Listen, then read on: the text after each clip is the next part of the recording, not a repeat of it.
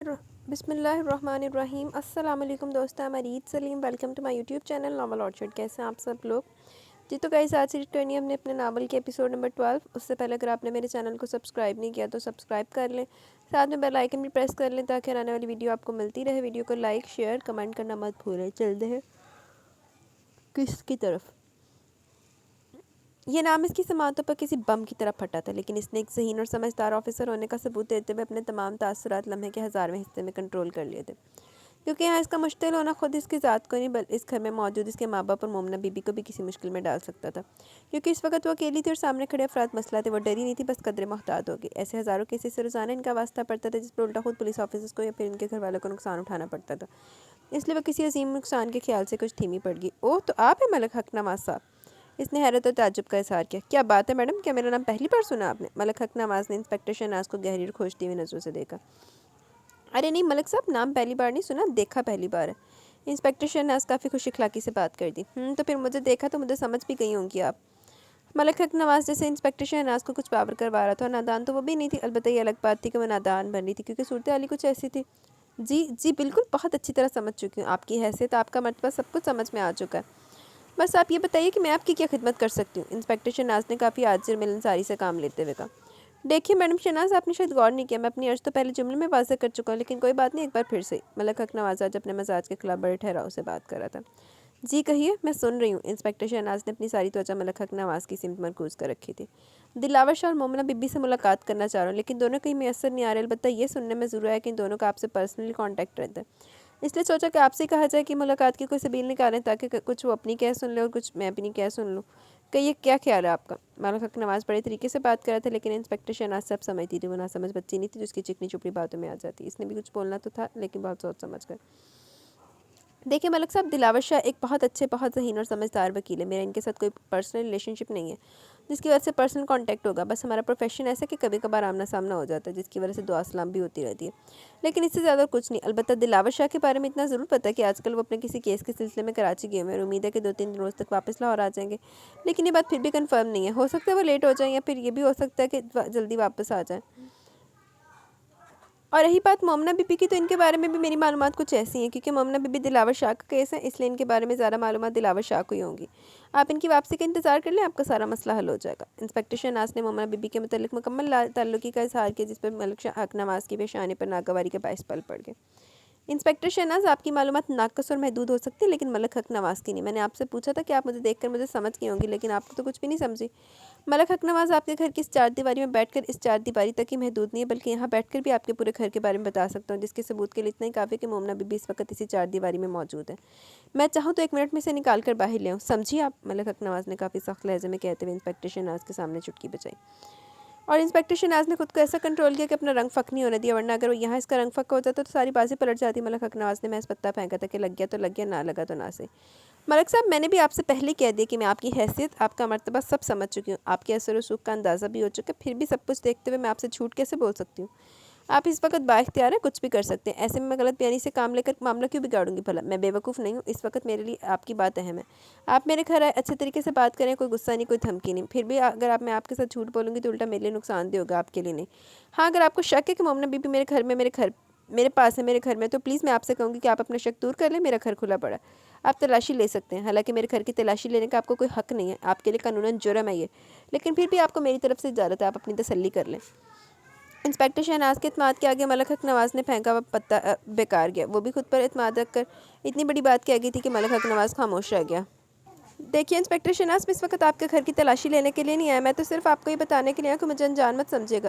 میں انجان نہیں ہوں، دلاور شاہ سے کہیے گا مجھ سے غافل مت رہے کہ میں مومنہ بی بی کو انصاف دلاتے دلاتے اپنا نقصان نہ کر لے، کیونکہ دلاور شاہ کی وجہ سے مومنہ بی بی کی وجہ سے میری ساکھ خراب ہوئی تو اچھا نہیں ہوگا۔ آج کل الیکشن کے دن ہے، میری بدنامی سے میری پارٹی کو نقصان پہنچا تو سب کا انجام برا ہی ہوگا، اتنا برا کہ کوئی سوچ بھی نہیں سکتا۔ ملک حق نواز نے انگلی اٹھا کر وارننگ دی تھی، پھر اپنی جگہ سے کھڑا ہو گیا۔ اور ہاں، جو بھی اس معاملے میں شریک ہوگا سب لپیٹ میں آئیں گے، معافی کسی کے لیے بھی نہیں ہوگی۔ اس نے جاتے جاتے ایک اور وارننگ دی، اپنے گارڈز کو اشارہ کرتے خود بھی قدم باہر کی سمت بڑھا دیا۔ معاف کرنے والا تو دلاور شاہ بھی نہیں ہے ملک صاحب۔ انسپکٹر شہناز کی آواز پر ملک حق نواز کے قدم تھم گئے، اس نے ایک دم پلٹ کر ملک شہناز کی سمت دیکھا۔ آپ مجھے دھمکی دے رہی ہیں؟ मलक हक नवाज़ ने अपनी सिमत इशारा करते हुए बेयकीनी से पूछा। मैं धमकी नहीं दे रही मलक साहब, आपको सिर्फ ये बता रही हूँ कि अगर आप बेकसूर हैं तो दिलावर शाह कभी आपसे टक्कर नहीं लेगा, और अगर आप वाकई कसूरवान तो दिलावर शाह के तो आपसे बचना इतना आसान नहीं होगा आपके लिए। मेरी ये बात आप बेशक लिख कर रख लें, माफ़ी की गुंजाइश इनके पास भी नहीं होती। इंस्पेक्टर शहनाज ने मलक हक नवाज़ को दिलावर शाह के मतलब थोड़ा बहुत बता देना मुनासिब समझा कि कहीं वो दिलावर शाह को ऐरी गरी शख्सियत ही ना समझता फिरे।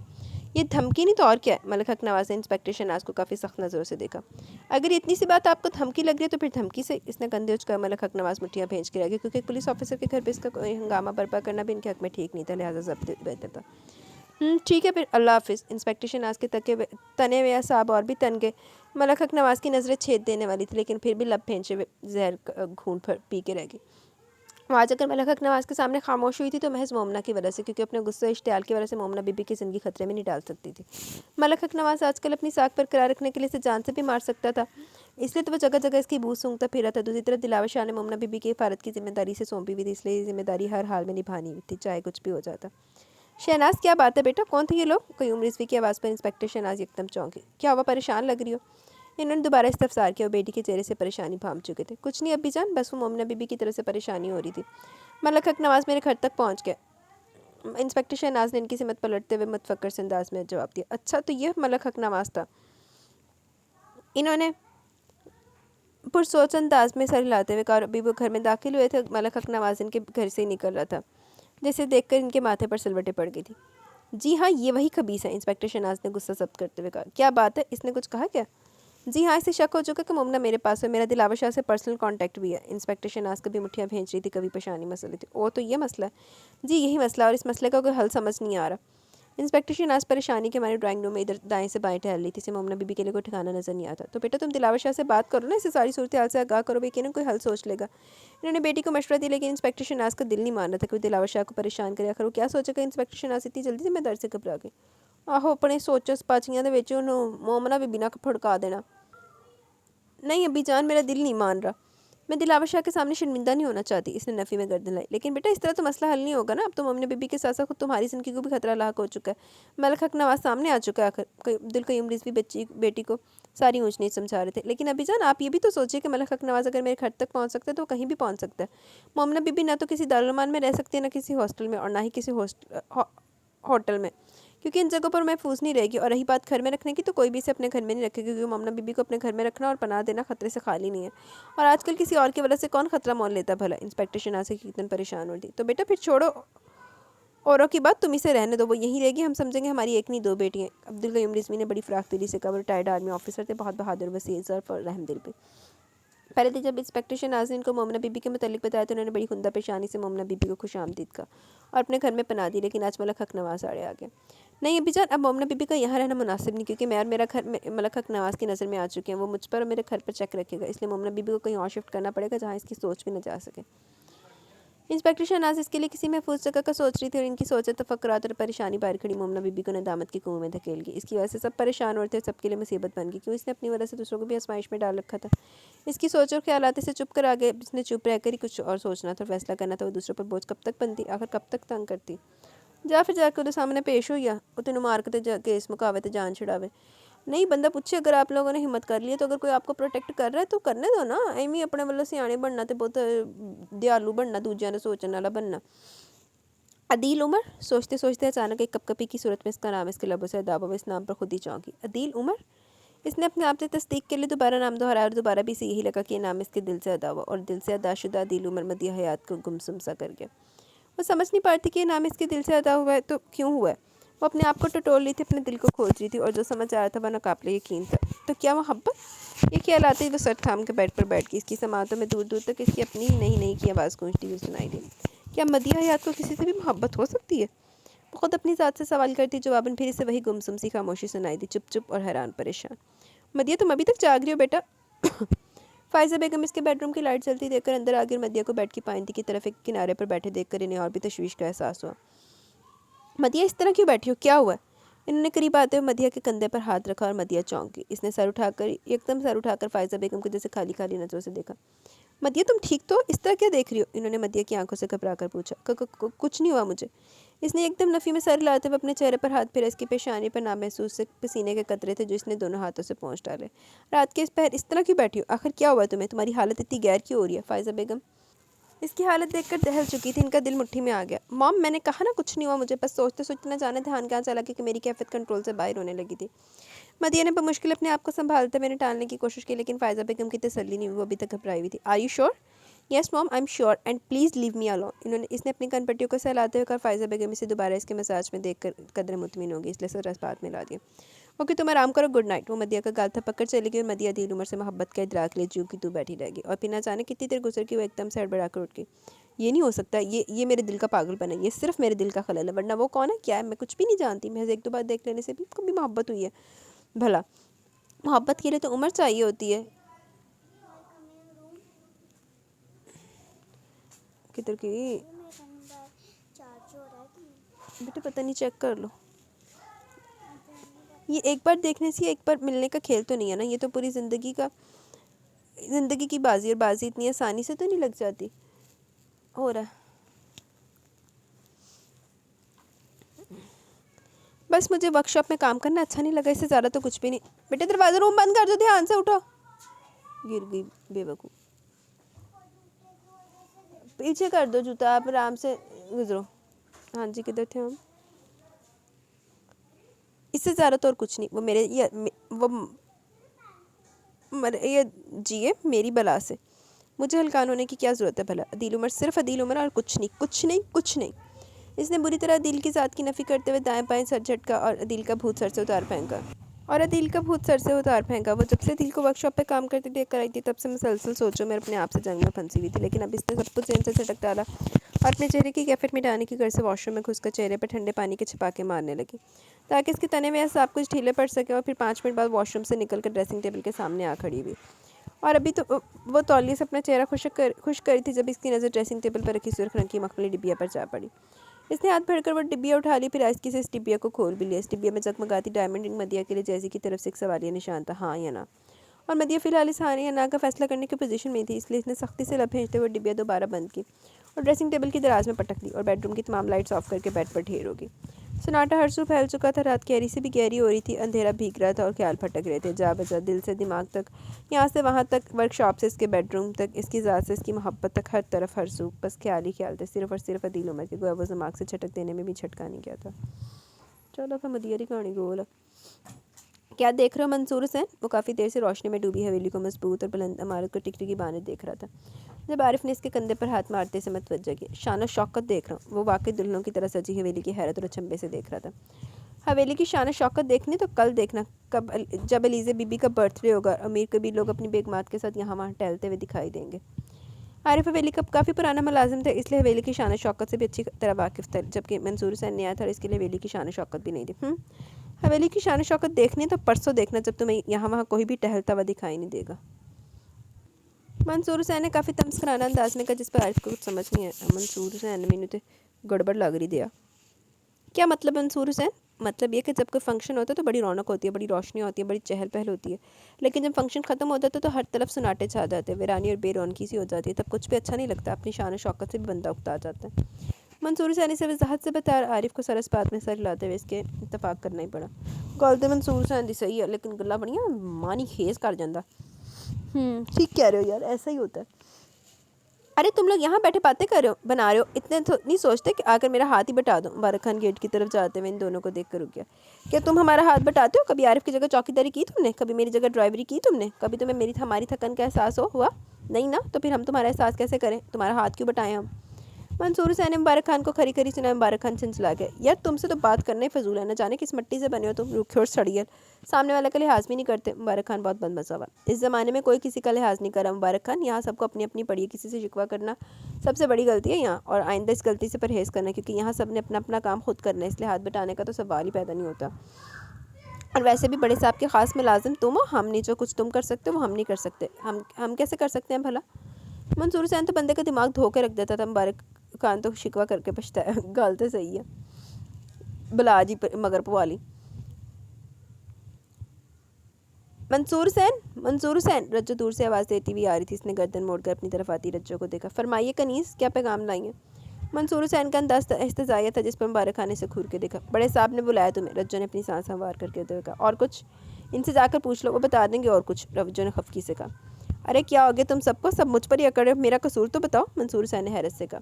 اپنے قصور بعد میں پوچھنا، پہلے بڑے صاحب کی بات سن لو، چاہ کر وہ تمہارا انتظار کریں۔ مبارک خان کا لہجہ بھی خفگی لیے ہوئے تھا۔ منصور حسین کندھے اچکاتا ہوا کھڑا ہو گیا اور رجو پیغام دے کر خود کوارٹر کی سمت بڑھ گئی۔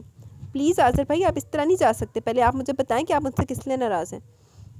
علیزہ کی آواز پہ منصور حسین کے قدم ٹھہر گئے۔ اس کی آواز بائیں طرف والے لان کے کونے سے آ رہی تھی، گویا اس کے ساتھ آصر بھی تھا۔ میں تم سے ناراض نہیں ہوں یار، تم کیوں ٹینشن لے رہی ہو؟ یہ نرم سی آواز آصر کی تھی۔ تو پھر آپ مجھ سے سیدھے منہ بات کیوں نہیں کرتے؟ جہاں میں ہوتی ہوں آپ چلے جاتے ہیں، ابھی بھی میں آئی ہوں اور آپ اندر جا رہی ہیں، ناراضگی نہیں تو اور کیا ہے؟ علیزہ کی آواز بھیگ رہی تھی اور لہجہ روحانسا ہوا تھا۔ یہ ناراضی نہیں میری جان، ضروری نہیں کہ انسان اسی وقت کتراتا ہے جب ناراض ہوتا ہے، کسی سے کترانے کے لیے کچھ اور وجوہات بھی ہو سکتی ہیں، میرا تم سے کترانا تمہارے حق میں بہتر ہوگا۔ منصور حسین دیکھ رہا تھا آصر علیزہ کو سمجھانے کی خاطر اس کے دونوں ہاتھ تھام کر نرمی سے تھپک رہا تھا، کیونکہ چھوٹے سے دل کی علیزہ آصر کی طرح سی بے رخی اولاد تعلقی پر چھم چھم نیر بہا رہی تھی۔ وہ کب سے آصر کو ڈھونڈتی پھری تھی، لیکن وہ اسے میسر ہی نہیں آیا تھا۔ جیسے بھی اسے لان میں ٹہلتا ہوا دکھائی دیا، فوراً اس کے پیچھے لان میں آ گئی تھی۔ مجھے میرے حق میں ایسی بہتری نہیں چاہیے جو آپ کی لا تعلقی اور بے رخی کی وجہ سے، آپ جیسے پہلے تھے آپ کو میرے ساتھ ویسا ہی رہنا ہے۔ میں کبھی کسی کی بھی ناراضگی لا تعلقی برداشت نہیں کر سکتی، آپ تو پھر آپ ہیں۔ علیزہ آنسوں کے درمیان جھنجھلاتے ہوئے کہہ رہی تھی۔ آصر اس کی بات پر، اس کی اتنی محبت پر، اس کی معصومیت پر بے ساختہ مسکرا دیا۔ اوکے اوکے، نہیں ہوتا میں تم سے لا تعلق، بس تم اپنے آنسو ختم کرو، پیاری سی مسکراہٹ سے مسکرا دو۔ آصر نے پیار سے کہتے ہوئے اس کا گال تھپ کر علیزہ روتے روتے مسکرا دی۔ وہ دونوں لان میں کھڑے تیز روشنی میں صاف دکھائی دے رہے تھے۔ منصور حسین نے ان سے نظر ہٹا کر سر جھٹ کر دوبارہ قدم اندر کی طرف بڑھا دیے۔ السلام علیکم، اس نے ڈرائنگ روم میں قدم رکھتے ہوئے کافی دھیمی آواز میں سلام کیا، کیونکہ ڈرائنگ روم میں چھائی خاموشی اسے پہلے قدم پر محسوس ہو گئی تھی۔ وعلیکم السلام، آؤ بیٹھو۔ عبدالقیوم رضوی نے اسے سامنے والے صوفے پر بیٹھنے کا اشارہ کیا۔ جی کہیے۔ انسپکٹر شہناز کا دل دھڑک رہا تھا کہ نہ جانے کیا ہو گیا، جس کے لیے انہوں نے اسے فون کر کے وقت سے پہلے گھر بلا لیا۔ یہ لیٹر تمہارے لیے۔ انہوں نے ہاتھ میں پکڑا کاغذ پیٹی کی سمت بڑھایا۔ میرے لیے لیٹر؟ کس نے بھیجا؟ انسپکٹر شہناز کو چھمبا ہوا۔ خود دیکھ لو۔ وہ خود سے کچھ بھی نہیں بتانا چاہتے تھے، اس لیے کاغذ اسے تھما اگلے 5 سیکنڈ میں مختصر سی تحریر پر نظر دوڑاتے ہوئے انسپکٹر شہناز یکدم اپنی جگہ سے کھڑی ہو گئی۔ واٹ؟ مومنہ بی بی چلی گئی؟ انسپکٹر شہناز کو مومنہ بی بی کا لیٹر پڑھ کے شوق لگا۔ مومنہ بی بی نو بندہ کتیاں لگے پا دے جا کے ایڈی تینوں آخر آئی سی تے پھر نہ کیس کر دی لانتی جی۔ لیکن ابی جان آپ نے اسے جانے کیوں دیا؟ انسپکٹر شہناز کا پریشانی کے مارے چہرے کا رنگ بدل گیا۔ وہ ہمیں بتا کر جاتی تو ہم اسے روکتے نا، اس نے ہمیں بتایا نہیں، بس چپ چاپ بغیر کچھ بتائے اٹھ کر چلی گئی۔ عبدالقیوم رضوی خود بھی بے حد پریشان اور متفکر نظر آتے۔ تو چوکیدار کہاں مر گیا تھا؟ وہ تو اسے روک سکتا تھا نا، یہ پھر اسی وقت مجھے بتا سکتا تھا۔ انسپکٹر شہناز کا غصہ عود کیا ہے۔ وہی کاغذ ہاتھ میں پکڑے دندناتی ہوئی باہر نکل کر آئی۔ چوکیدار کی ٹانگیں کانپ رہی تھی، اسے پتا تھا اس کی شامت ضرور آئے گی۔ بی بی جی مجھے نہیں پتا، وہ چلی جائیں گی، میں گیٹ بند کر کے نہانے کے لیے چلا گیا، انہوں نے خود ہی گیٹ کھولا، خود ہی چلی گئی۔ چوکیدار نے اس کے سامنے ہاتھ جوڑ دیے تھے۔ تو کہ 4 گھنٹے تم نہاتے رہے کہ تمہیں پتہ ہی نہیں چلا؟ انسپکٹر شہناز غصے سے بھڑک رہی تھی، اس کا بس نہیں چل رہا تھا وہ کیا کر ڈالے۔ نہیں بی بی جی مجھے تو بس 10 منٹ ہی لگے تھے، 10 منٹ بعد میں واپس آیا تو گیٹ کھلا ہوا تھا، چوکیدار اسے صفائی دے رہا تھا۔ 10 منٹ میں وہ کہاں تک جا سکتی تھی بھلا؟ تم نے اس کا پیچھا بھی نہیں کیا؟ انسپکٹر شہناز مٹھیاں بھینچ رہی تھی، چوکیدار گرا رہی تھی، وہ بیچارہ برا پھنسا تھا۔ 10 منٹ جو رکشا پڑے تھے جتنے مرضی چلی جائے، حد ہو گئی بی بی پولا سالی۔ ہمیں بتانے تک 10 منٹ نہیں بلکہ 20-25 منٹ گزر چکے تھے، اور 20-25 منٹ میں تم جانتی ہو کہ آدمی کہیں سے کہیں پہنچ جاتا ہے، اس لیے اس کا پیچھا کرنا فضول تھا، ہم نے اسے اس کے پیچھے جانے سے روکا تھا۔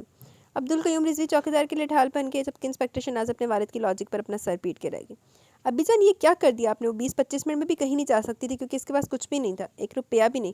اس نے جہاں بھی جانا تھا پیدل جانا تھا، اور پیدل چلنے والا اتنی دیر میں بھلا کہاں تک جا سکتا ہے؟ انسپکٹر شہناز سے چلا رہی تھی۔ عبدالقیوم رضوی بھی اپنی اس غلطی پر ذرا دیر کے لیے خاموش ہو گئے تھے۔ اب میں اسے کہاں تلاش کروں اور دلاور شاہ کو کیا جواب دوں کہ ایک پولیس افسر ہونے کے باوجود مجھ سے ایک لڑکی نہیں سنبھالی گئی؟ انسپکٹر شہناز بمشکل اپنا غصہ ضبط کرتے ہوئے پاؤں پٹکتی ہوئی گاڑی کی سمت بڑھی اور ایک جھٹکے سے گاڑی سٹارٹ کرتے ہوئے گاڑی نکال لے گئی، اور عبدالقیوم رضوی دیکھتے رہ گئے۔ رات کے 9 بجے کا ٹائم تھا، اندھیرے کا گہرا راج ہو رہا تھا۔ رات گہرا ہو چکا تھا اور اس اندھیرے کا غلام پورا شہر مصنوعی روشنیوں کے زیر اثر جگمگا رہا تھا۔ بے شک روشنیاں بہت تھیں، لیکن رات بھی آخر رات تھی، اور اس رات میں کسی کو ڈھونڈنا آسان کب تھا بھلا؟ لیکن انسپکٹر شہناز پھر بھی یہ مشکل کام کرنے کے در پہ تھی، اور اس کام میں وہ چاہ کر بھی پولیس کی مدد نہیں لے سکتی تھی، کیونکہ ساتھ ساتھ ملک حق نواز کا بھی دھڑکا بھی لگا ہوا تھا، کہ اس لیے اسے کام خاموش رہ کے کرنا تھا۔ رات کے 9:15 بجے کا وقت تھا جب اس نے ایک روڈ سے دوسرے روڈ پر یو ٹرن لیا اور ساتھ ہی سپیڈ بڑھا دی، لیکن اگلے پل اسے بریک پر پاؤں رکھنا پڑا۔ گاڑی کے ٹائر زور سے چرچرائے، کیونکہ کوئی اس کی گاڑی سے ٹکرا کر ایک دم دور جا گرا، جس پر نبیل حیات کا دماغ چکرا کے رہ گیا۔ او مائی گاڈ، یہ کیا ہو گیا؟ نبیل حیات گھبرائے ہوئے انداز میں بہت عجلت کے ساتھ گاڑی سے نکلا۔ اس کی گاڑی کی ہیڈ لائٹس آن تھی، اس لیے اسے دور سے پتہ چل گیا کہ گاڑی سے ٹکرانے والی لڑکی ہے۔ اس نے کافی بڑی سی چادر اوڑھی ہوئی تھی، جو اس ایکسیڈنٹ سے گرنے کی وجہ سے اس کے اوپر سے سرک گئی۔ آپ ٹھیک تو ہیں؟ نبیل نے ذرا جھجکتے ہوئے ہاتھ بڑھا کے اسے سیدھا کیا، لیکن وہاں اتنی ہمت اور اتنی سکت نہیں تھی کہ اس کے سوال کا جواب دیا جاتا۔ وہ نیم بے ہوشی کی حالت میں تھی، کیونکہ اس کے سر پر شدید چوٹ آئی تھی۔ ہیلو پلیز آنکھیں کھولیں۔ نبیل کو کچھ سمجھ نہیں آ رہا تھا کہ ایسی سچویشن پر کیا کرے اور کیا نہ کرے۔ ارے صاحب بیچاری کی چوٹ لگی ہے، مر جائے گی، فوراً ہسپتال لے جاؤ ورنہ تختے پر چڑھا دیے جاؤ گے۔ اس کے قریب سے 2 آدمی گزرتے ہوئے ٹھہر کے انہوں نے نبیل کو حادثے کی سنگینی سے آگاہ کیا، ورنہ کوئی اور لوگ ہوتے تو اتنا شور مچاتے کہ نبیل کی جان کو آ جاتا۔ یہ دونوں اچھے آدمی تھے، اس لیے مخلصانہ مشورہ دیا۔ تھینک یو، میں ابھی نے ہسپتال لے جاتا ہوں۔ نبیل نے اس پر جھکتے ہوئے اسے دونوں بازوؤں میں اٹھایا اور تیزی سے ڈاکٹر کی گاڑی کی سمت پڑا۔ گاڑی کا ڈور بند تھا، اس لیے ان دونوں آدمی میں سے ایک نے آگے بڑھ کے ڈور کھولا اور اس لڑکی کو گاڑی میں ڈالنے کے لیے مدد دی۔ اور ہاں صاحب، آپ شکل سے شریف اور شہر سے انجان لگتے ہیں، اس لیے آپ کے لیے ایک اور مشورہ ہے، اس نے آدمی نے ڈور بند کرتے ہوئے کہا۔ جی کہیے۔ نبیل فرنٹ ڈور کھولتے ہوئے ڈرائیونگ سیٹ پر بیٹھ گیا۔ اس لڑکی کی حالت دیکھ کر لگ رہا ہے اسے زیادہ نقصان نہیں پہنچا، اس لیے اسپتال میں ڈاکٹرز کی پوچھ پڑتال اور جھنجھٹ میں پڑنے سے بہتر آپ انہیں اپنے کسی پرسنل ڈاکٹر، میرا مطلب کہ آپ فیملی ڈاکٹر سے ٹریٹمنٹ کروا لیں، ورنہ اسپتال والے آپ کی جان نہیں چھوڑیں گے۔ اس آدمی نے ایک اور مشورہ دیا، جس پر نبیل واقعی اس آدمی کا مشکور ہوا اور ہاتھ گاڑی میں نکالتے ہوئے اس سے ہاتھ ملا۔ تھینک یو سو مچ بھائی صاحب، بہت مدد کی آپ نے میری۔ اٹس اوکے سر، انسانیت کے ناطے یہ سب کچھ بھی نہیں ہے، اس آدمی نے انکساری سے کہا، پھر قدم پیچھے ہٹا لیا۔ اللہ حافظ، نبیل نے اللہ حافظ کہتے ہوئے گاڑی آگے بڑھا دی۔ لیکن اب اس آدمی کے مشورے پر اس کا ہسپتال جانے کا ارادہ بدل گیا۔ اس کا رخ اب گھر کی طرف تھا۔ اس نے سپیڈ مزید بڑھاتے ہوئے ذرا کی ذرا گردن تیزی کر کے پچھلی سیٹ پر پڑی اس لڑکی کو دیکھا۔ وہ ہلکی ہلکی آواز میں کرا رہی تھی، شاید اس کے سر پر چوٹ آئی تھی، اس لیے یقیناً اس کے سر میں درد ہو رہا تھا، لیکن بے ہوشی کے باعث وہ نہ تو کچھ دیکھ پا رہی تھی، نہ ہی حرکت کر رہی تھی، بس اس کے حلق سے عجیب و غریب آواز نکل رہی تھی، جس پہ نبیل کی پریشانی اور بھی بڑھ گئی۔ وہ کشمکش کا شکار ہونے لگا کہ اسے ہسپتال لے کر جائے پھر اپنے گھر، لیکن پھر اس آدمی کے مشورے کو ترجیح دیتے ہوئے اس نے گھر جانے کا فیصلہ کر اگلے 15 منٹ بعد اپنے گھر کے پورچ میں گاڑی پارک کر چکا تھا اور گاڑی سے اتر کر تیزی سے پچھلی سیٹ کی طرف آیا۔ ڈور کھول کر اس لڑکی کو گاڑی سے نکال کر اندر کی سمت قدم بڑھا دی۔ وہ راہداری سے گزر کر ڈرائنگ روم کی طرف بڑھ رہا تھا جب سامنے سے سیڑھیاں اترتی مدیہ ٹھٹک کے رکی۔ بھائی یہ کیا ہوا، کون ہے یہ لڑکی؟ مدیہ پہلے رکی پھر تیزی سے قریب آئی، لیکن نبیل کوئی بھی جواب دیے بغیر ڈرائنگ روم میں داخل ہو گیا۔ اس لڑکی کو صوفے پر ڈال دیا۔ بھائی کون ہے یہ؟ مدیہ اس لڑکی کی حالت دیکھ کر پریشان ہو رہی تھی۔ یار مجھے خود نہیں پتہ یہ کون ہے، بس یہ میں گھر آ رہا تھا، لڑکی راستے میں اچانک میں ایک گاڑی سے ٹکرا گئی۔ ابھی تو شکر ادا کرو کہ اس کی جان بچ گئی، ورنہ اس وقت کوئی اور مصیبت کھڑی ہو جاتی۔ نبیل اپنے موبائل سے ڈاکٹر کا نمبر ڈائل کرتے ہوئے مدیہ کو بھی بتا رہا تھا۔ تو آپ اسے ہسپتال لے کر کیوں نہیں گئے؟ ہسپتال لے کے جانا خود مصیبت میں ٹانگ اڑانے کے مترادف ہے، اس لیے ڈاکٹر کو گھر بلا رہا ہوں۔ نبیل اس وقت اپنی عقل سے نہیں کسی اور کی عقل سے کام لے رہا تھا۔ مدیہ کو بڑی الجھن ہوئی کہ وہ ایک چلتا پھرتا پولیس کیس اٹھا کر گھر لے آیا کہ کوئی اور مصیبت نہ پڑ جائے۔ بھائی مصیبت کیسی بھلا، اس لڑکی کی جان بچ گئی، دیکھنے میں بھی ٹھیک ٹھاک ہے، پھر ہسپتال سے کترانے کی وجہ؟ مدیہ کو جو بات ٹھیک نہیں لگی تھی اس کی وضاحت چاہ رہی تھی۔ وجہ یہ کہ اس وقت رات کا وقت ہے اور یہ ایک لڑکی کا معاملہ ہے۔ وہ لڑکی بے ہوش تھی، میں اسے بے ہوشی کی حالت میں اسپتال چھوڑ کے نہیں آ سکتا تھا، کیونکہ قانونی لحاظ سے دیکھا جائے تو جب تک لڑکی ہوش میں نہ آ جاتی ہاسپٹل والے مجھے وہاں سے ہلنے کی بھی اجازت نہیں دے سکتے تھے۔ مجھے اس کے ساتھ وہاں بھی بند کے رہنا پڑتا۔ دوسری بات کہ پتہ نہیں جب یہ ہوش میں آتی تو اس ایکسیڈنٹ کا سارا الزام مجھ پر رکھ دیتی، پولیس والے میرے سر ہو جاتے۔ تیسری اور اہم بات کہ یہ لڑکی بہت نڈھال تھکی تھکی لگ رہی تھی، اپنا پورا جسم اور چہرہ ڈھانپ رکھا تھا اس نے، اور یہ خالی ہاتھ تھی، اس کے پاس اپنے سوا کچھ بھی نہیں تھا، جس سے صاف ظاہر ہوتا ہے کہ پہلے کسی مصیبت میں مبتلا تھی۔ ایسے میں اسے ڈاکٹر سے پولیس والوں کے حوالے کر دینا بھی ٹھیک نہیں تھا، لہٰذا سب کچھ سوچنے کے بعد میں اسے گھر لے آؤں۔ دیکھتے ہی محسوس ہو رہا ہے کہ لڑکی بے ضرر ہے، ہمیں کوئی نقصان نہیں پہنچائے گی، ڈونٹ وری۔ نبیل نے مدیہ کو کافی اچھی طرح دلیل اور وضاحت سے سمجھایا تھا، اور شکر تھا کہ وہ سمجھ گئی تھی، اور سمجھنے کے ساتھ ہی سے اس لڑکی سے ہمدردی محسوس ہوئی تھی۔ نبیل بیٹا تم اتنے لیٹ کیوں؟ فائزہ بیگم کچھ کہتے ہوئے اندر داخل ہوئی، لیکن صوفے پر بڑی بے ہوش حالت لڑکی کو دیکھ کر ٹھہر گئی۔ ان کے چہرے کے تاثرات بھی ایسے تھے جیسے تھوڑی دیر پہلے مدیہ کے ہوئے تھے۔ مدیہ تم موم کو ساری بات بتاؤ، میں تب تک ڈاکٹر ہاشمی کو ریسیو کرتا ہوں۔ نبیل مدیہ کا کندھا تھپک کر باہر نکل گیا۔ 10 منٹ بعد ڈاکٹر ہاشمی ان کے گیٹ پر موجود تھے۔ نبیل نے اپنے ساتھ لیے اندر آ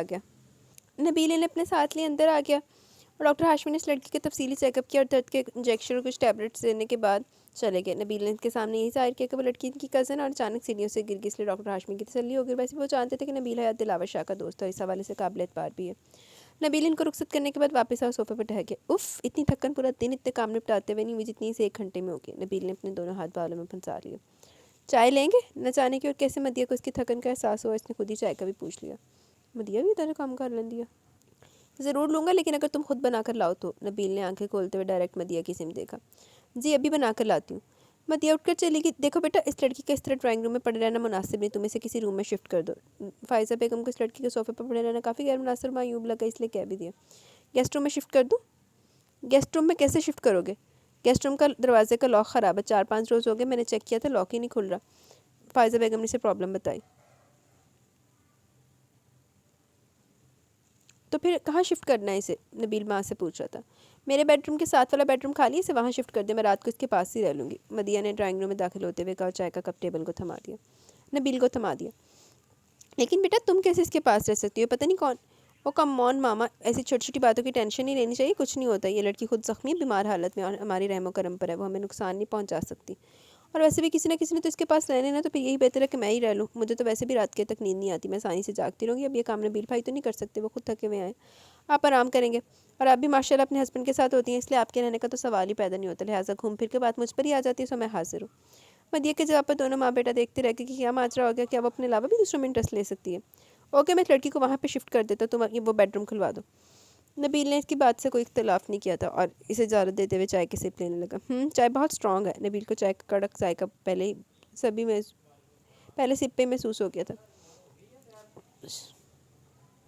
اسٹرانگ چائے اور اسٹرانگ چائے بندے کے دل و دماغ کے سارے کسبل نکال کے رکھ دیتی ہے، بندہ فریش ہو کے رہ جاتا ہے۔ مدیہ مسکرا کے کہتی ہے پلٹ کے، یہ تو دلاورے والی سوچ ہے۔ نبیل ہلکے سے مسکرایا، بالکل سوچ ہی نہیں کہ بس بیان میں کر رہی ہوں، وہ بھی جواب میں مسکرا کر بولی۔ کیوں؟ وہ چائے کے سپ لیتے ہوئے لطف اندوز ہو رہا تھا کیونکہ وہ اسٹرانگ چائے اس کے اعصاب کو باقی تقویت پہنچائی تھی، کیونکہ ان کی سوچ میری سوچ سے ملتی ہے۔ یہ تو میں بھی مانتا ہوں۔ وہ کپ خالی کر کے رکھے ہوئے کھڑا ہو گیا اور مدیہ باہر نکل گئی۔ اس وقت کیوں جا رہے ہو؟ آذر کو چھپا ہوا، ارے یار اس وقت کو کیا ہوا ہے، ابھی تو 10 بجے، دانیال نے گھڑی دیکھتے ہوئے کہا۔ او ہاں لیکن تم جا کیوں رہے ہو؟ آذر نے بھی اپنی گھڑی سے ٹائم دیکھ لیا، اس لیے حیرت قدرے کم ہوگی۔ آج کل سرسل سلمہ کی لمبی راتیں شروع ہو چکی تھی، اس لیے رات کے 10-11 بجے بھی آدھی رات کا سا گمان ہوتا تھا۔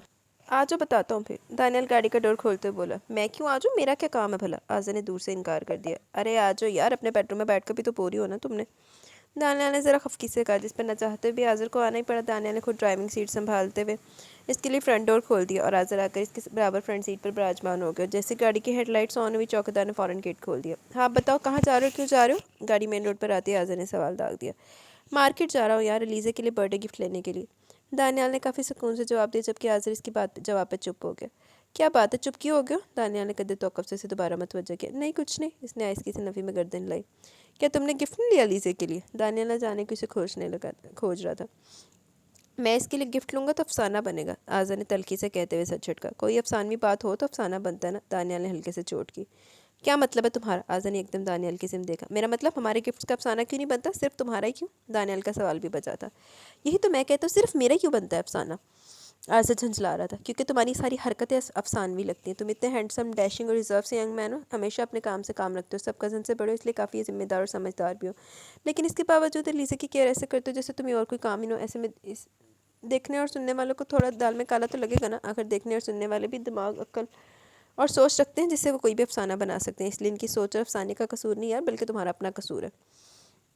دانیال آج پھر سٹارٹ ہو چکا تھا۔ میرا قصور ہے؟ آذر نے حیرت اور اچنبے سے اپنی طرف اشارہ کیا۔ قصور ہے نا، سارا قصور ہی تمہارا ہے، وہ بات، وہ راز، وہ جذبات جو تم نہ جانے کب سے دل میں دبائے پھر رہے ہو، وہ تمہیں پہلے ظاہر کر دینے چاہیے تھے تاکہ دوسروں کو بھی تمہارے جذبات کا پتہ چل جاتا، کوئی تمہارے بارے میں سوچنے کی کوشش بھی نہ کرتا۔ دانیال کا اشارہ کومل کی طرف تھا۔ یار ایسا کچھ نہیں ہے جیسا تم کہہ رہے ہو، آذر اب بھی انکاری تھا۔ تو پھر قسم دو مجھے کہ ایسا کچھ نہیں ہے، تمہارے دل میں لیزے کا خیال تک نہیں ہے، تمہارے ہاتھ میں اگر کومل کا ہاتھ تھمایا جائے تو تم تھام لوگے، تمہیں اور تمہارے دل کو ذرا پرواہ نہیں ہوگی۔ دانیال نے آذر کو بری طرح گھیرے میں لے لیا، وہ نہ ہاں کر سکتا تھا نہ کر سکتا تھا، ایک آزمائش ایک امتحان میں مبتلا ہو چکا تھا۔ جواب دیتا بھی تو کیا دیتا؟ بتاؤ نا، تمہیں اور تمہارے دل کو ذرا پرواہ نہیں ہوگی، کوئی فرق نہیں پڑے گا تمہیں اور تمہارے دل کو؟ دانیال اسے آزما رہا تھا اور آذر گہری سانس کھینچتے ہوئے سیٹ کی بیک سے سر ٹکا کر رہ گیا۔ دانیال مجھے اور میرے دل کو فرق پڑے یا نہ پڑے، لیکن ڈیڈ کو ضرور فرق پڑتا ہے، کیونکہ ڈیڈ نے ہمیشہ علیزہ کے ساتھ مجھے دیکھا اور اسی چیز کا وہ کئی بار باتوں باتوں میں اظہار بھی کر چکے ہیں۔ آذر نے دانیال کو ڈیڈ کے ارادے سے آگاہ کرنے کی کوشش کی۔ میں جانتا ہوں، بہت اچھی طرح جانتا ہوں، لیکن یار اس وقت میں ڈیڈ کو فرق پڑنے کی نہیں، تمہیں فرق پڑنے کی بات کروں۔ تم سے یہ کہہ رہا ہوں، اگر لیزے کو چاہتے ہو تو اس چاہت کو دل میں مت دباؤ، بلکہ اظہار کرو، واضح اور صاف اظہار۔ دانیال اسے کسی ایک اور حتمی فیصلے پر اکسا رہا تھا۔ لیکن یار کیسے اظہار کروں، لیزے بھی بہت چھوٹی ہے، وہ بھی اس چیز کو نہیں سمجھتی، میں کیوں اس کی معصومیت کو داغدار کروں؟ آذر خفگی سے کہہ رہا تھا۔ کیا کہا؟ لیزے بھی بہت چھوٹی ہے؟ واہ کیا کہنے تمہارے! ارے محترم، ذرا عقل پر زور دو تو تمہیں احساس ہو کہ لیزے افندی آج رات 12 بجے کے بعد پورے 20 سال کی ہو جائیں گے، 20 سال کی لڑکی ہو یا لڑکا ایسے جذبات سے بے بہرا نہیں رہتا۔ 18 سال کی لڑکی شادی کے قابل ہو جاتی ہے اور تم 20 سال کی لڑکی کو محبت کے قابل نہیں سمجھ رہے، یہ تو عمر ہوتی ہے محبت کا بیج بونے کے لیے، 30 سال کی عمر تک یہ بیج پوری طرح سے پروان چڑھ جاتا ہے۔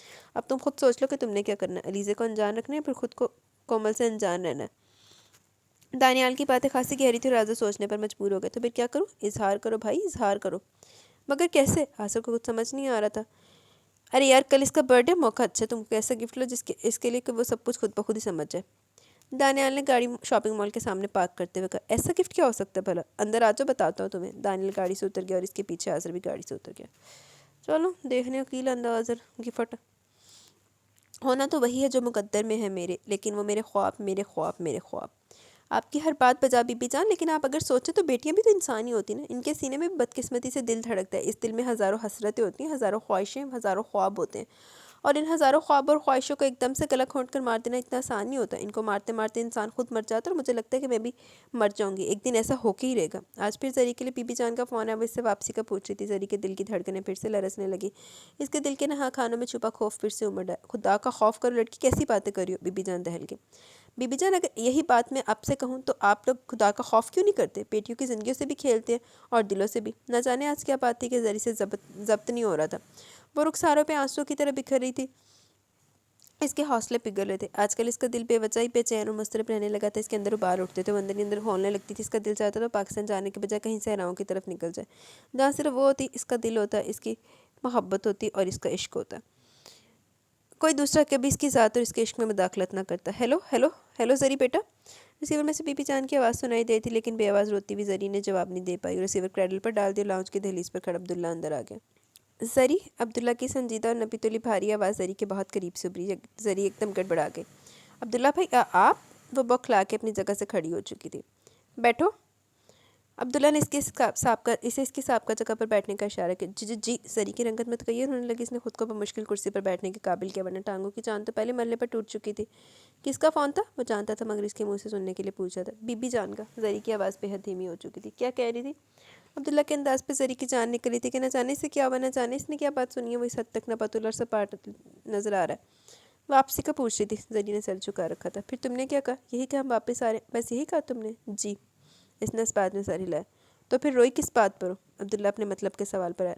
نہیں، کسی بات پر نہیں روئی، اس نے فوراً نفی میں گردن ہلائی۔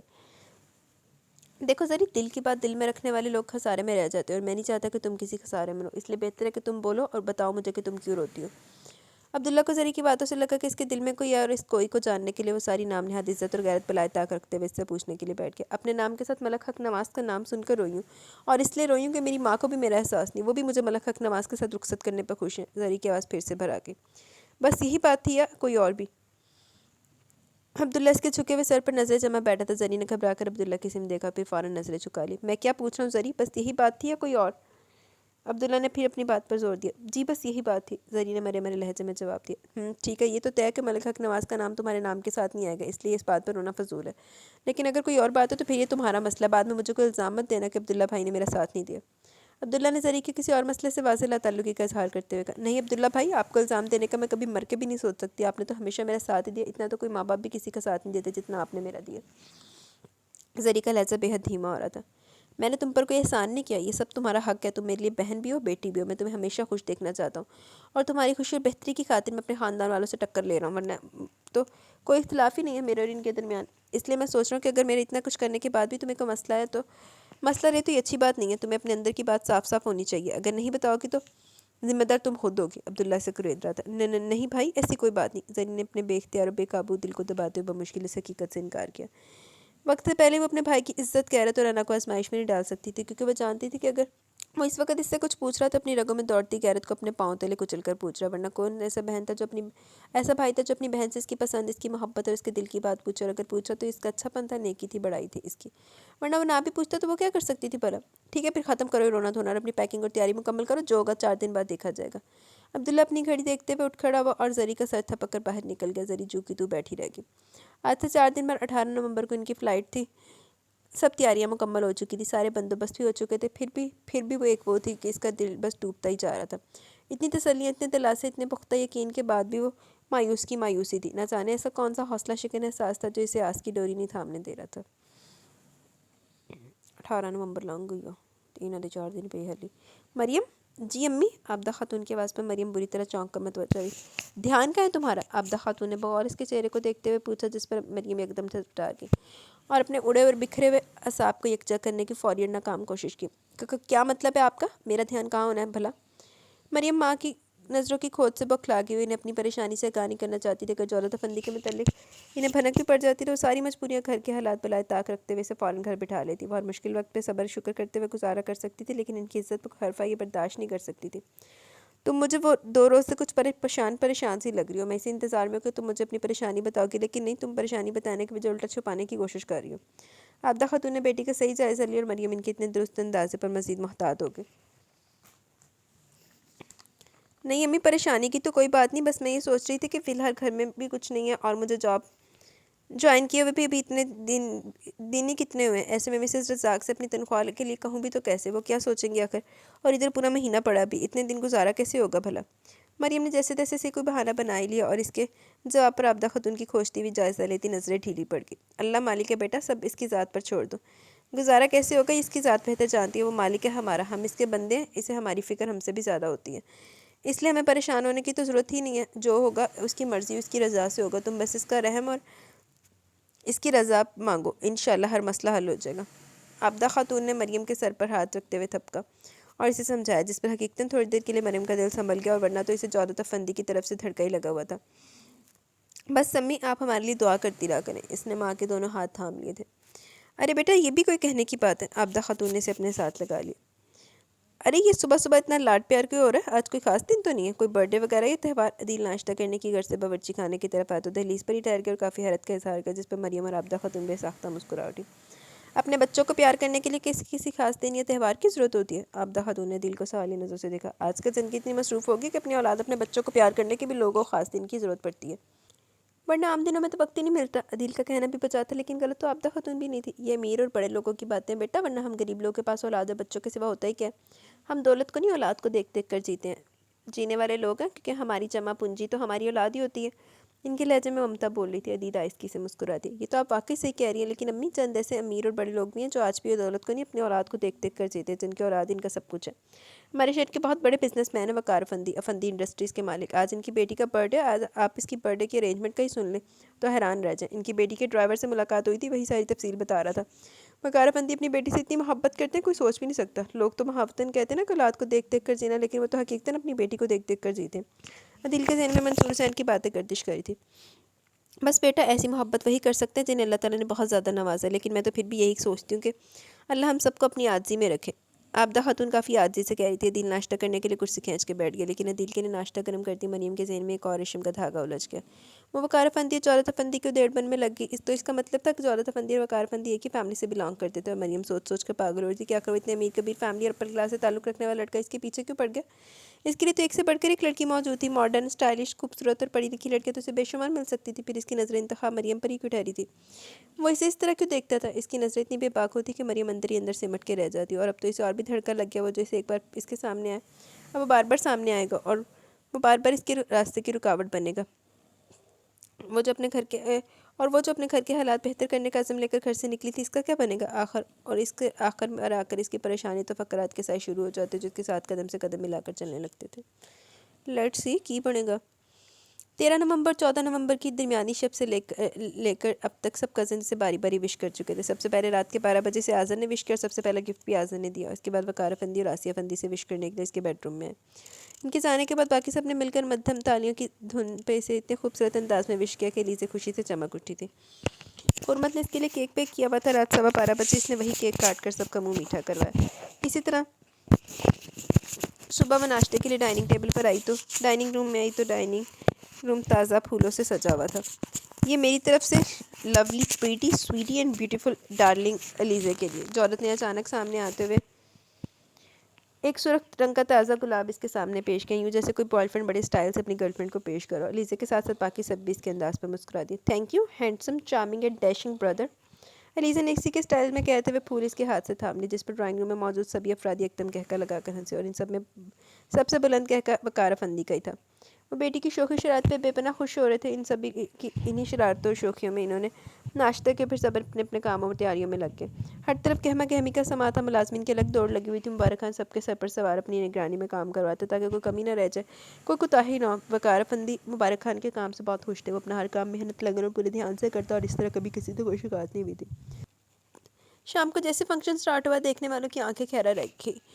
کئی کنال پر پھیلی وسیع و عریض بڑی حویلی اس وقت روشنیوں کا ایک پورا جہان لگ رہی تھی، اور روشنیوں کا یہ جہان اس وقت صرف اور صرف شہزادی علیزے کی خوشی میں آباد تھا، اور آج یہاں اس خوشی میں شہر کے بڑے بڑے امیر کبیر لوگوں نے شرکت کرنی تھی، اور اس کی شروعات ہو چکی تھی۔ سب سے پہلے آسیہ افندی کی دوست مسز بدر اپنی فیملی کے ساتھ آئی ہوئی تھی۔ عاصم، سائم، فاطمہ اور مسٹر بدر کمال بھی ساتھ تھے۔ ہائے آنٹی، کیسی ہیں آپ؟ فاطمہ آگے بیٹھ کے آسیہ افندی سے کافی شوق سے ملی۔ فائن بیٹا، آپ سناؤ، کہاں ہوتی ہو؟ بڑے عرصے بعد دیکھا، آسیہ افندی نے پیار سے گال سہلاتے ہوئے پوچھا۔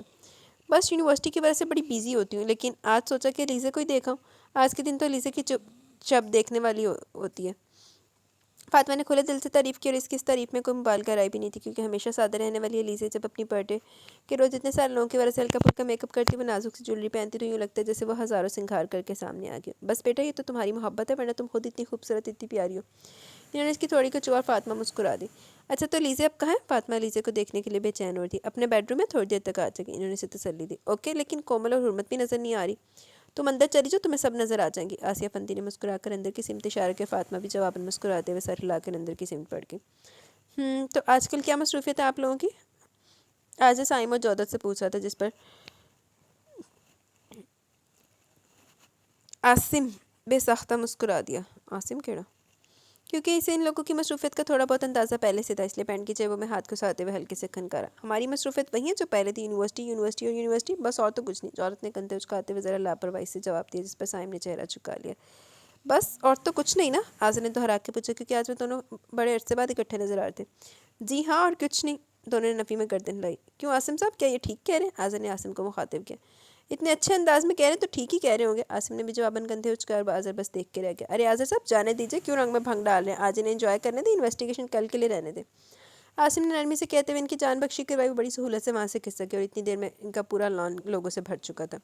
हवेली के गेट से लेकर अंदर ड्राइंग रूम तक रेड कारपेट बिछा हुआ था, और इस खूबसूरत अरेंजमेंट को मध्यम सुरों में बजता म्यूज़िक और भी दिलफरेब और सहरंगेज़ बनाया था। हमेशा की तरह आज भी लोगों की नज़रों में सताइश थी, और कई लोगों ने बाकायदा सराहा भी था। इस चीज़ का सारा क्रेडिट मुबारक खान को जाता था, जिस पर वकालतमंदी भी खुश थे, मुबारक खान भी खुश था। कितने सारे लोगों की तारीफ़ पे इसकी सारी मेहनत वसूल हो गई थी। मुबारक खान, केक आ चुका है या नहीं? आसिया फंदी अचानक कुछ याद आने पर अपने करीब खड़ी खवातीन से एक्सक्यूज़ करती मुबारक खान की तरफ आ गई।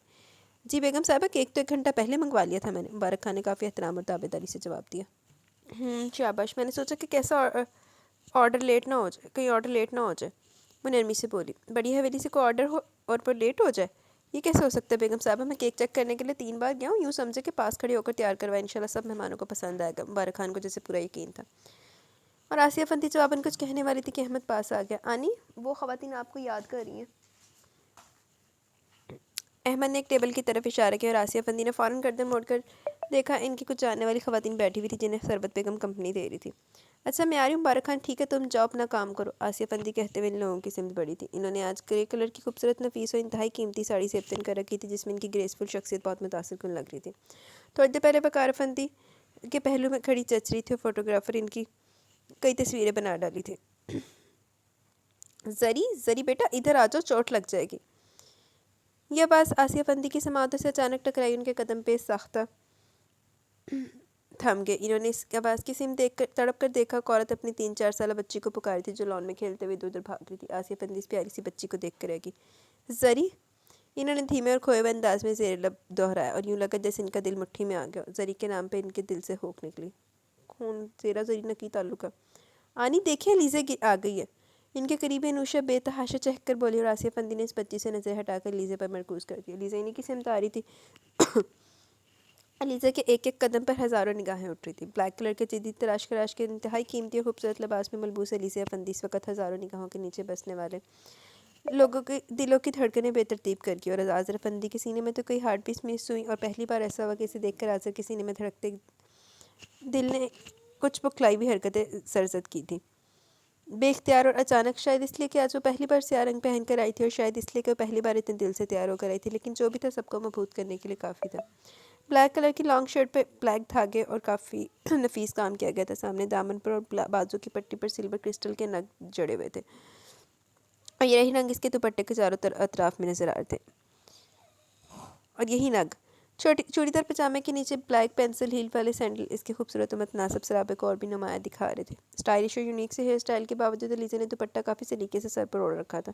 ये इसकी आदत थी, वो कभी नंगे सर सामने नहीं आई थी। अलबत्ता इसे नंगे सर किसी ने देखा था तो वो सिर्फ मंसूर हुसैन था, इसलिए वो कहीं नज़र नहीं आ जाता तो नज़रें चुरा जाती थी।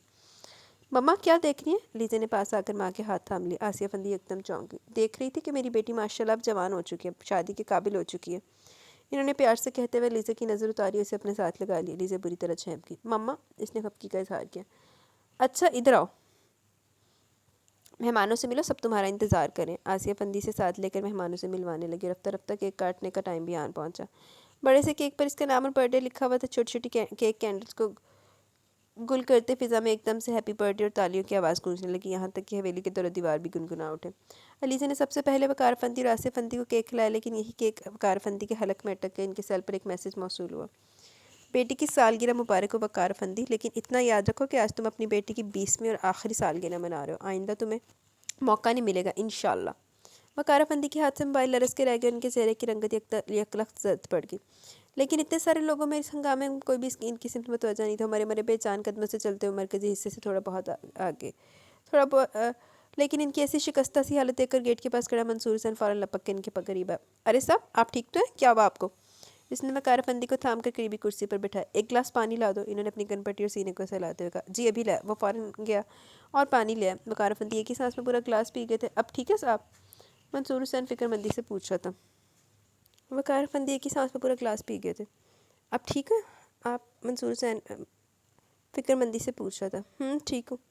وہ ابھی بھی اپنا سینہ سہلا رہے تھے، اپنی کیفیت کو دبانے کی کوشش کر رہے تھے، لیکن اس وقت یہاں ہزاروں لوگ جمع تھے، ان لوگوں میں ان کی ذرا سی بات بھی ایشو بن سکتی تھی، رسوائی کے بھی بے پناہ امکان تھے۔ اس لیے ضبط کر جانا اور خاموش ہو جانا ہی بہتر تھا، کیونکہ اس وقت کچھ بولنے کا یا ظاہر کرنے کا کوئی فائدہ نہیں تھا، بلکہ الٹا نقصان تھا۔ ان کی اپنی جگ ہنسائی ہونی تھی کہ کسی نامعلوم اور اندیکھے دشمن نے ان کی نیندیں اور ان کی زندگی حرام کر رکھی ہے، اور وہ کچھ نہیں کر پا رہے، بلکہ ان کے سامنے ہر طرح سے بے بس تھے۔ اور فنکشن ختم ہونے تک وہ اس طرح قدر گمسم اور چپ چاپ سے رہے۔ فنکشن ختم ہونے کے بعد بھی ان سب نے پوچھا تو طبیعت خرابی اور سر درد کا کہہ کر اپنے بیڈ روم میں چلے گئے۔ اس لیے باقی سب نے خاموشی سے اپنے بیڈ روم کا رخ کیا، اور ویسے بھی سب تھکے ہوئے تھے، سب کو نیند آ رہی تھی، اس لیے کسی نے بھی اس مسئلے پر زیادہ غور نہیں کیا۔ انہوں کیڑا آ گیا۔ Happy birthday to you, happy birthday to you, happy birthday to you my dear Aliza darling. وہ ڈریسنگ ٹیبل کے آئینے کے سامنے بیٹھی اپنی جویلری اتاری تھی جب کوئی دھیمے سے گنگنا کر اسے وش کرنے میں اندر داخل ہوا۔ علیزہ نے چونک کر آئینے میں نظر آتے عکس کو دیکھا اور پھر یکدم اسے کرنٹ چھو گیا۔ وہ ایک سیکنڈ میں تڑپ کر سیدھی ہوئی۔ ڈرائیور تم یہاں میرے بیڈ روم میں؟ علیزہ پہ تو جیسے حیرت اور چنبے کا پہاڑ ٹوٹ پڑا تھا۔ رات کے اس پہر اپنے بیڈ روم میں کسی ملازم کے اتنے استحقاق سے داخل ہوتے دیکھنا بھی تو سر پر پہاڑ ٹوٹنے کے برابر تھا۔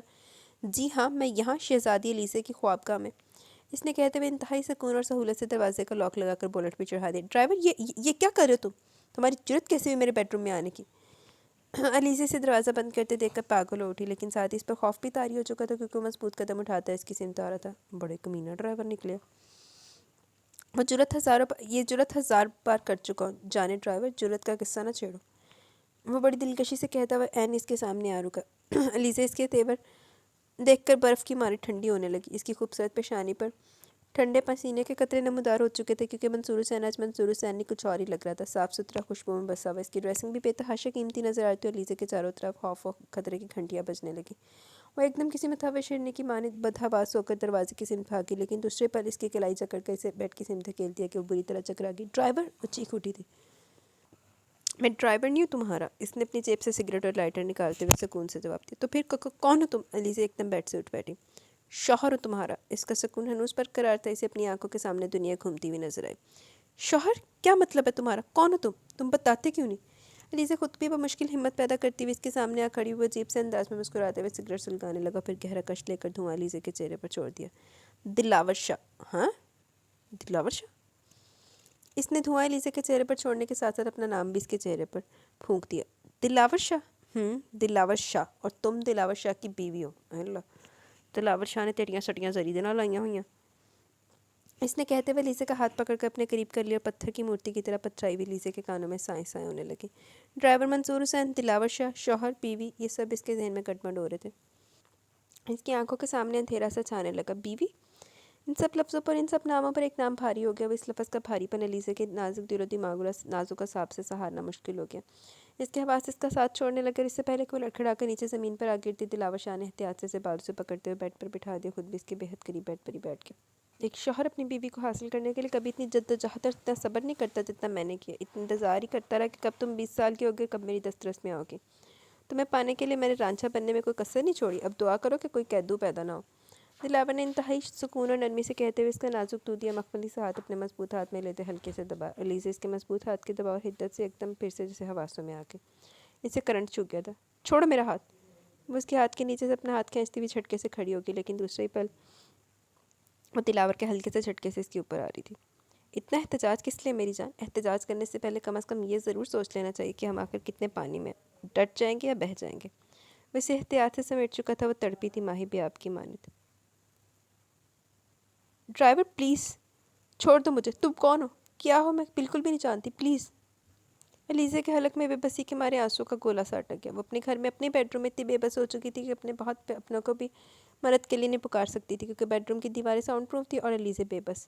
جانے ڈرائیور میں کون ہوں، کیا ہوں، یہ تم یہ جاننے لگو گی تو کبھی، لیکن تم یہ سب جاننے لگو گی، لیکن دو گھڑی پاس تو بیٹھو، دھڑکنوں سے تال میل تو ہونے دو، کچھ ڈرائیور کی سمجھو، کچھ ڈرائیور کو سمجھاؤ۔ مسئلے تو تبھی حل ہوتے ہیں جب وہ باہمی مشورے اور مذاکرات کیے جائیں۔ اس طرح اٹھ کر بھاگنے سے سوائے کھینچا تانی کے اور کچھ نہیں ہوتا۔ دلاور نے اسے دوبارہ بیڈ پر بٹھا دیا اور سگریٹ کا آخری کش لے کر سگریٹ کو قالین پر پھینک کر اپنے بوٹوں تلے مسل دیا۔ سوری، تمہارے بیڈ روم میں ایش ٹرے نہیں ہے نا، اس لیے قالین کو زک پہنچانی پڑی۔ اس نے ساتھ ساتھ معذرت کے اداب بھی پورے کیے اور پھر ذرا سا ترچھے انداز میں بیٹھتے ہوئے پوری توجہ سے اس کی سمت دیکھا۔ بتاؤ کیا جاننا چاہتی ہو، کیا بتاؤں تمہیں؟ وہ جیسے اب اپنے اصل روح پر اصل مزاج میں آ گیا، اس کے دیکھنے کا انداز اور بولنے کا لہجہ بدل گیا۔ علیزہ چونک گئی اور ایک پل کے لیے اس کی ریڑھ کی ہڈی میں سنسنی سے دوڑ گئی اور خوف سے روح بھی کپ کپا اٹھی۔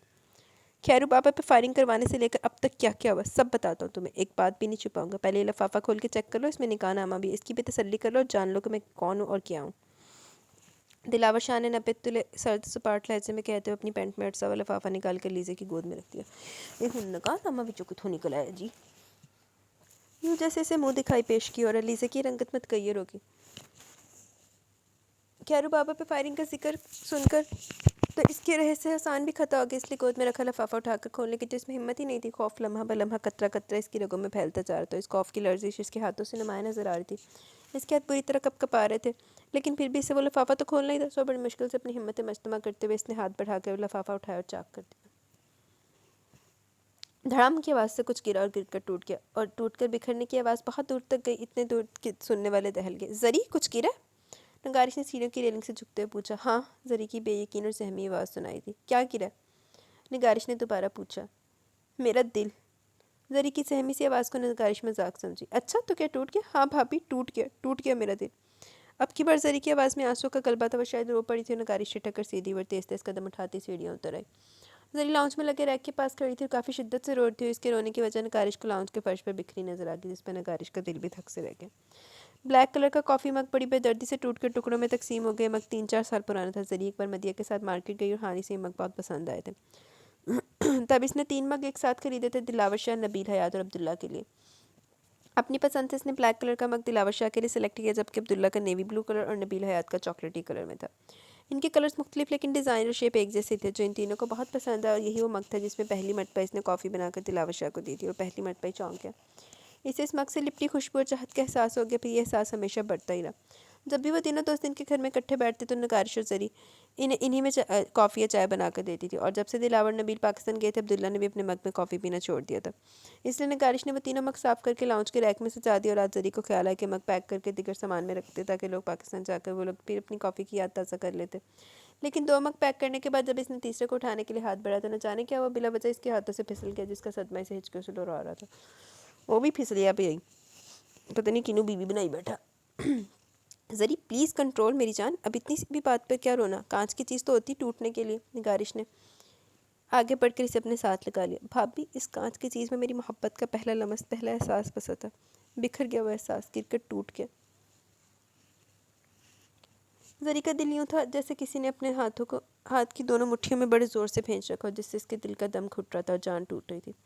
ارے نہیں پاگل، اب اپنی محبت کو بے جان چیز سے تو مشروط مت کرو، محبت کسی کی نشانیوں کی محتاج نہیں ہوتی۔ نگارش نے اسے اپنے ساتھ لگاتے ہوئے سہلایا۔ محبت نشانیوں کی نہیں لیکن احساس کی تو محتاج ہے نا، اور اس کانچ کے مگ میں تو میری محبت کے کئی احساس پوشیدہ تھے۔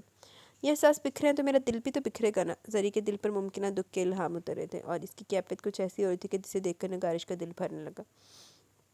پلیز زری سنبھالو خود کو، کچھ نہیں ہوا، صرف مگ ہی تو ٹوٹا ہے۔ ہم دلاور بھائی کے لیے نیا اور اس سے زیادہ اچھا مگ لے کر آئیں گے جو تمہاری طرف سے ان کے لیے گفٹ ہی ہوگا۔ نگارش نے اسے بہلانے کی کوشش کی۔ نہیں بھابھی، یہ صرف مگ نہیں ٹوٹا، اس مگ کے ساتھ تو بہت کچھ ٹوٹا ہے۔ لوگ کہتے ہیں جب کانچ کی کوئی چیز ٹوٹتی ہے تو سمجھو کوئی انہونی ہونے والی ہے، اور آپ جانتے کہ میرا دل کوئی بھی انہونی سہنے والا دل نہیں ہے۔ ادھر کچھ ہوگا ادھر یہ مر جائے گا. وہ رو رہی تھی, بلک رہی تھی اور نگارشی سے بچوں کی طرح سنبھالی تھی. زری صرف 3-4 روز کی بات ہے, انشاءاللہ پاکستان جائیں گے تو تمہارے سارے وہم اور وسوسے دور ہو جائیں گے, سب ٹھیک ہو جائے گا. نگارشی اپنے ہاتھوں سے اس کے آنسو پہنچتے ہوئے سے تسلی دے رہی تھی. لیکن آج کل نہ جانے کی زری کے دل کی اتنی عجیب سی حالت ہو رہی تھی کہ لاکھ سمجھانے اور بہلانے سے بھی نہیں بہل رہا تھا. بہت دیر بعد وہ چپ ہوئی, رو دھو کر لانچ میں بکھرے کانچ کے ٹکڑے اٹھانے لگی. لیکن یہ کانچ کے ٹکڑے اٹھاتے ہوئے اس کا دل لہو لہان ہو رہا تھا, لیکن وہ مشکل ضبط کرتی ٹکڑے سمیٹ کر اپنے بیڈ روم میں آ گئی. یہاں اس وقت 9:15 کا وقت اور پاکستان میں رات کے 2:15 بج رہے تھے. پاکستان میں رات کے 2:15 ایسا کیا ہوا ہے جس نے زری کے دل کو اپنی مٹھیوں میں لے کر بری طرح مسل ڈالا تھا. زری کے پاؤں کے تلوے زمین پر ہی لگ رہے تھے. وہ اضطراب کے مارے دائیں بائیں چکرا رہی تھی. اس کے دل و دماغ پر بے کلی اور بے چینی سوار ہونے لگی, لیکن فی الحال یہ معلوم نہیں کر سکی کہ آخر ہوا کیا ہے. یوں بیٹھے بیٹھے اس کے دل کی حالت اتنی گہر کیوں ہو گئی ہے. صرف مک ٹوٹ جانے پہ تو ایسا نہیں ہو سکتا. زری ہر طرف سے بے بس ہو کر کھڑکی میں آ کھڑی ہوئی. باہر موسم بہت سرد ہو رہا تھا اور اس کے اندر آتش دہک رہا تھا. شعلے اگلتا ہوا اور زری اس ٹھنڈے اور گرم موسم کی زد میں کھڑی سب کچھ اپنے دل پر سہار رہی تھی, بڑی ہمت اور بہادری کے ساتھ. 15 نومبر کا سورج طلوع ہو چکا تھا. علیزہ افندی اور دلاور شاہ نے رات جاگ کے گزاری, ایک ہی بیڈ پر آمنے سامنے بیٹھ کر. آنکھوں میں رات بیت کی. اسی رات میں یوں لگ رہا تھا جیسے دونوں کی ذات بیت کی. ایک سرا علیزہ افندی کے ہاتھوں میں تھا اور ایک سرا دلاور شاہ کے ہاتھ میں. وہ ساری باتیں اور سارے ثبوت اس پہ واضح کر چکا تھا جن کو جاننے اور دیکھنے کے بعد علیزہ افندی چپ ہوگی. بلکہ چپ لگ گئی تھی, چپ کا تالا لگ گیا تھا, اور اس تالے کی کنجی اور اسے کھولنے کا اختیار اب صرف دلاور شاہ کے پاس تھا. تو کہ اس ایک رات میں وہ سارے اختیار دلاور شاہ کو سونپ چکی تھی. اس نے اپنا سب کچھ اس کے ہاتھ میں دے دیا تھا. وہ جو چاہتا کر سکتا تھا. کیا اس کا مطلب تھا کہ گزشتہ رات محض ایک رات نہیں بلکہ قیامت کی رات تھی. کی ہو گیا, اور اس قیامت کی رات نے علیزہ افندی کی ذات کے سارے غرور چھین لی. اس کی معصومیت کو دھجی دھجی پہ کھیر ڈالا. اس رات کے بعد تو علیزہ افندی کے قدموں کی خاک بھی نہ رہی تھی. اس کے سارے ناز, سارے غرور مٹی میں مل گئے. باج منہ کے بل گری تھی, وہ گرنا اسے توڑ کے رکھ گیا. وہ اٹھنے اور بیٹھنے سنبھلنے کے قابل نہیں رہی تھی, اور اسی گمسم حالت میں صبح ہو گئی. صبح کے انتظار میں بیٹھا دلاور شاہ آہستگی سے اس کے بیڈ سے اٹھ کھڑا ہوا, پھر گمسم سی بیٹھی علیزہ کے سامنے اپنا مضبوط ہاتھ پھیلا دیا. علیزہ اس کے ہاتھ کو دیکھتے ہوئے چونکی تھی, لیکن اپنے سامنے پھیلے ہوئے اس کے ہاتھ کو مفہوم سمجھتے ہوئے خاموشی سے اس کے ہاتھ پر اپنا ہاتھ رکھ دیا. اور دلاور نے اپنے ہاتھ کے زور پر اسے بیڈ سے اٹھنے میں مدد دی, اور پھر بڑی احتیاط سے اسے اپنے ساتھ لیے ڈریسنگ ٹیبل کے سامنے آ کھڑا ہوا. علیزہ اس کے ڈریسنگ ٹیبل کے سامنے کھڑے ہونے کا مطلب بھی سمجھ گئی تھی, یعنی وہ اسے فریش دیکھنا چاہتا تھا. اور علیزہ اس کے چاہنے کے مطابق اپنے چہرے کو ٹشو سے صاف کرتے ہوئے بالوں میں برش پھیرنے لگی. اور یوں ہی بالوں میں پھیرتے ہوئے اچانک اس کی نظر ٹیبل پر رکھے ان گفٹس کی سمت اٹھی تھی جو کل ان سے سب لوگوں نے اور کزنس نے دیے تھے, جو اس نے ابھی تک کھول کے دیکھے بھی نہیں تھے. اور انہی گفٹس میں گولڈن ریپر اور گولڈن ریبن میں سجا ہوا اظہر افندی کا گفٹ بھی ہنوز پیکنگ میں پڑا تھا. دیر ہو رہی ہے ہمیں. دلاور شاہ نے گھڑی دیکھتے ہوئے اسے متوجہ کیا, اور علیزہ کو ان گفٹ سے نظریں چنانے پڑ گئیں. دلاور شاہ نے گھڑی دیکھتے ہوئے اسے متوجہ کیا, اور علیزہ کو ان گفٹ سے نظریں چنانے پڑی.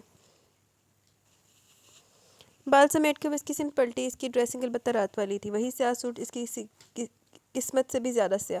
اسی ڈریس کے نیچے اس نے سیاہ سینڈل پہنے تھے, اور سینڈلز کے اسٹرپس بند کرنے کے بعد وہ سیدھی کھڑی ہو چکی تھی. چلیں, وہ کافی سنجیدگی سے پوچھا تھا, لیکن علیزہ کا جواب دینے میں بڑی دقت ہوئی. چلیں.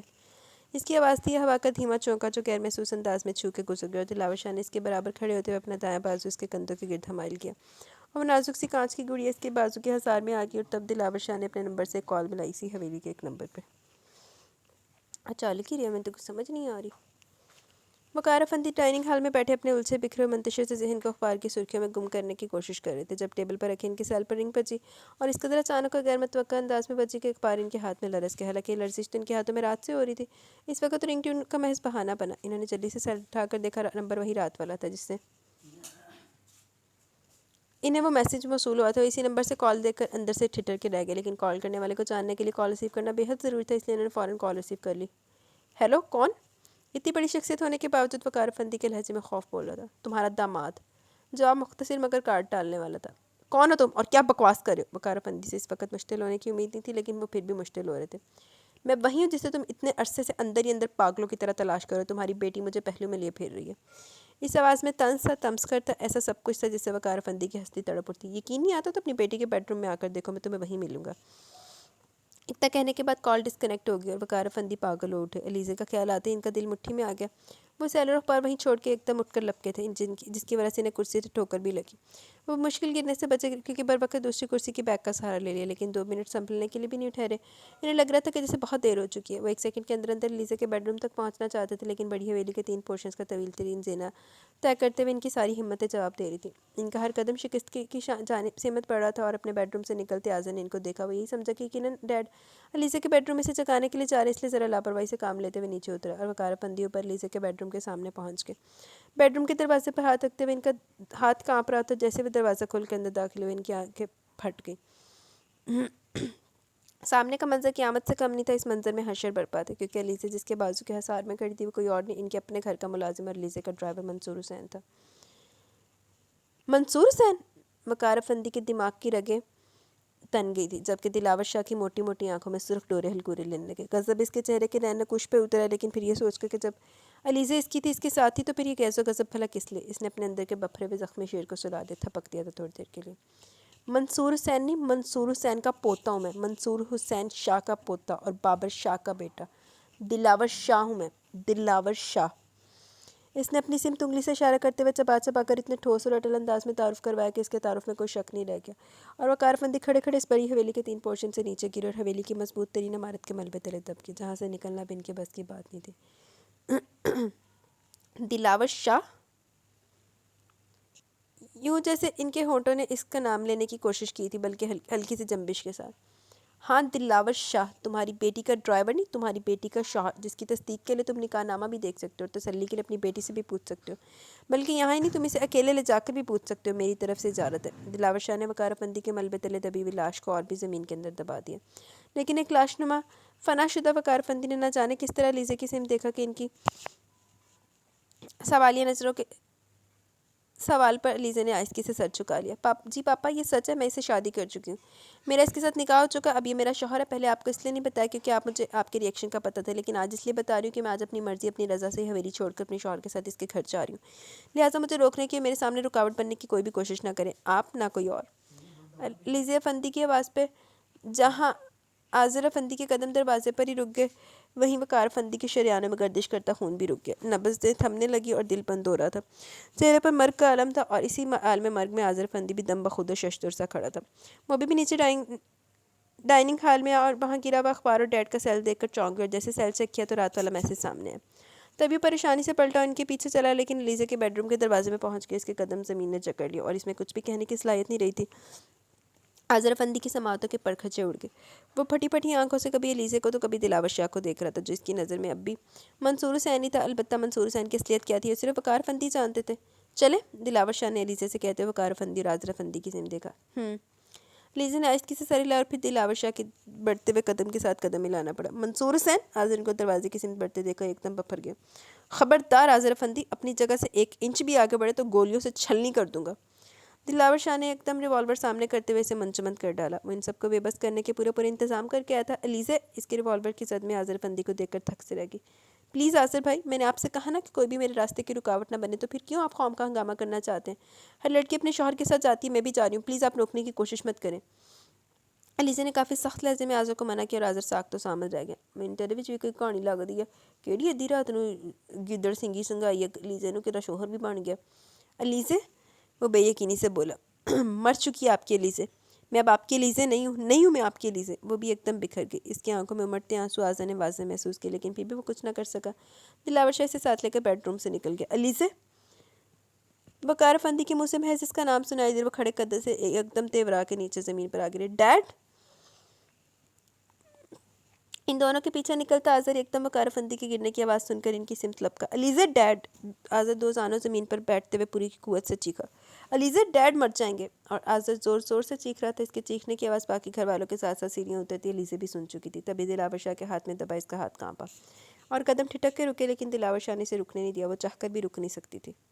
دیکھیں اندر وچ والی کہانی کوئی ہو رہا۔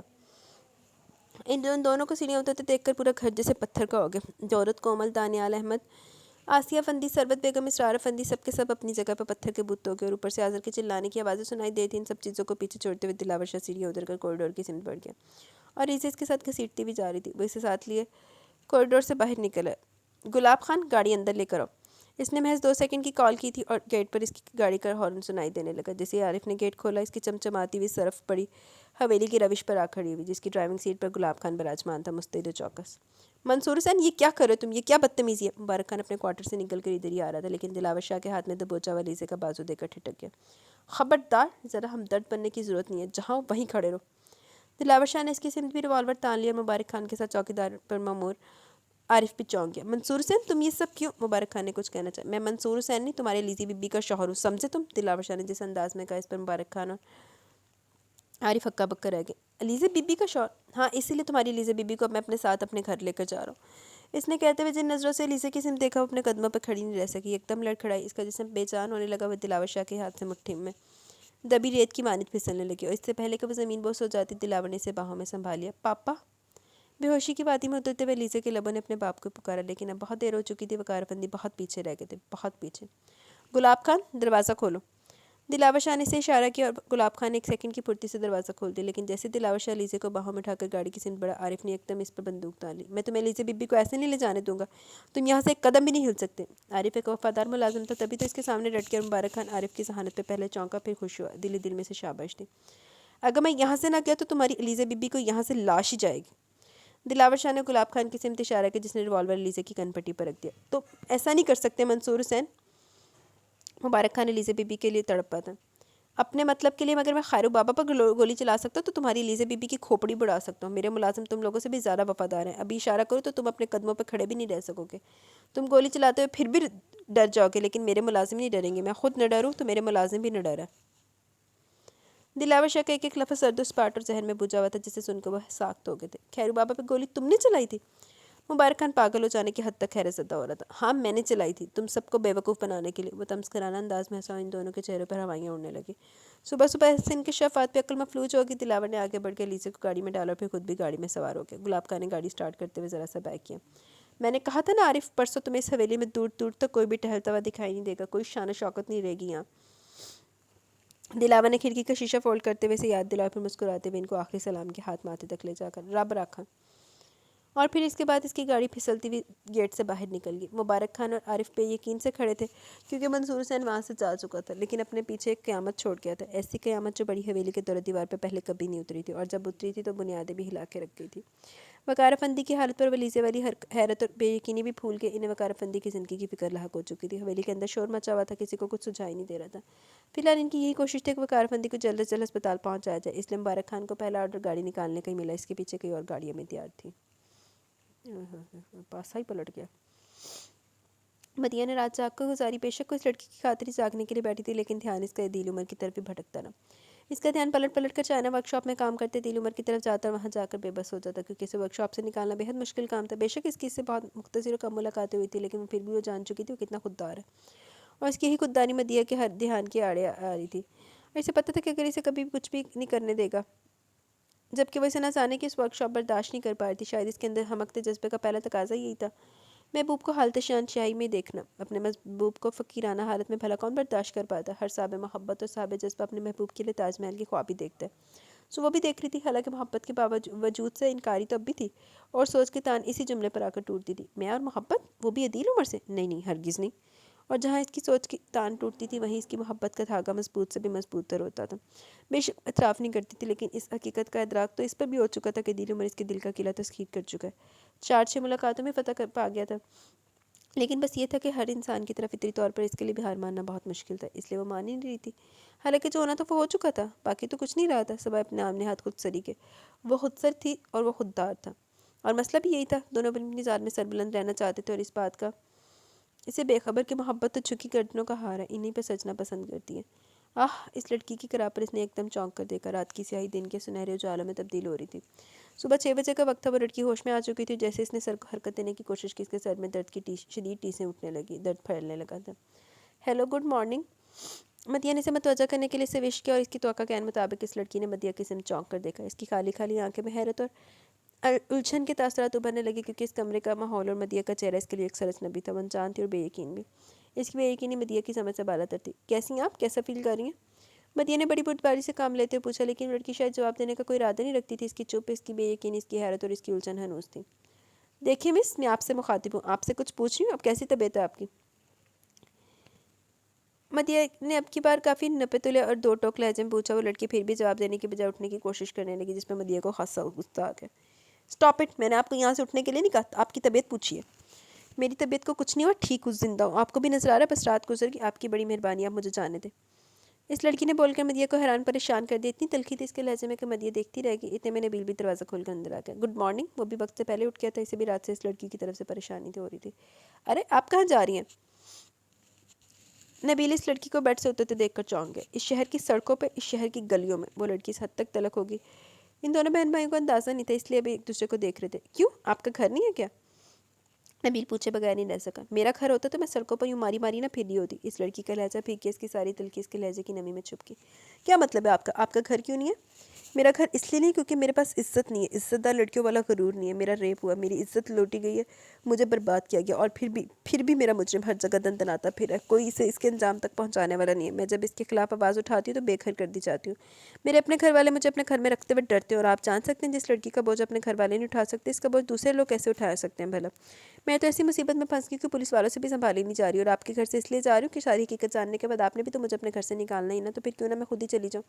اس لڑکی کی بیان کی گئی حقیقت اور اس کے سوال پر ان دونوں کے جسم کے رونگٹے کھڑے ہو گئے۔ مدیہ کا رنگ سفید لٹھے کی مانند ہو چکا تھا، وہ چکرا گئی اور خود نبیل کے ماتھے پر بھی پسینے کے قطرے نمودار ہو چکے تھے۔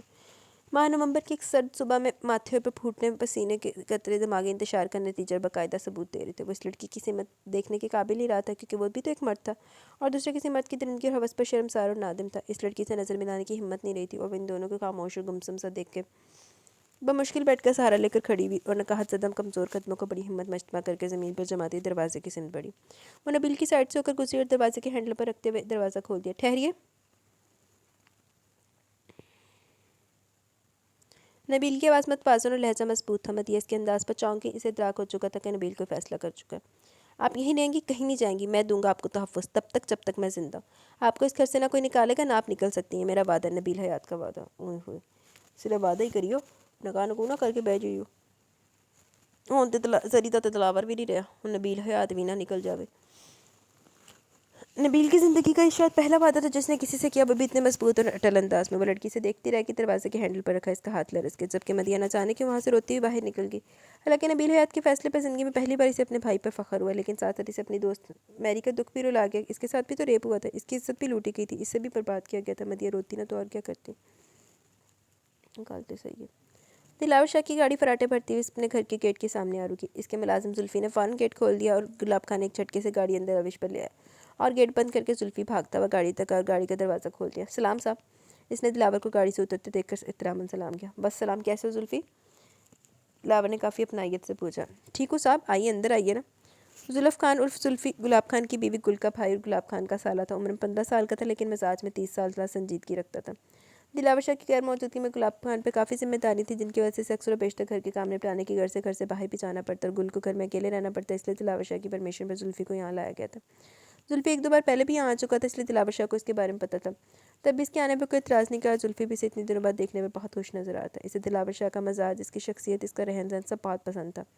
وہ دلاور شاہ کو آئیڈیلائز کرتا تھا، لیکن دل میں آ رہا ہوں یار، آ رہا ہوں۔ دلاور شاہ گاڑی سے اتر آیا، لیکن اس کے اترنے کے بعد جیسے ہی زلفی کی نظر گاڑی کے اندر گئی، وہ ساکت و مبہوت رہ گیا۔ وہ لڑکی تھی یا پھر سراپا حسن کا مجسمہ، یا پھر ہوشربا قیامت، یا کسی ریاست کی شہزادی، یا پھر کوہ کاف کی راپھٹ کی پری۔ وہ جو کوئی بھی تھی، دلاور شاہ نے اسے بڑی لاپرواہی، بڑی بے دردی اور بڑی کمال بے نیاری سے اپنی گاڑی کی سیٹ پر ڈال رکھا تھا۔ گلاب خان، بیسمنٹ کا لاک کھول دو جا کر۔ دلاور شاہ نے بے ہوش پڑی لیزے کو گاڑی سے نکالتے اپنا حکم جاری کیا۔ بیسمنٹ؟ گلاب خان ٹھٹکا، لیکن کچھ کہنے کی جرات نہیں کر سکا۔ تبھی سر ہلا کے آگے بڑھ کر دلاور شاہ اس کے پیچھے پیچھے اندر آ گئے، لیکن زلفی کے پیٹ میں مروڑ اٹھنے لگے۔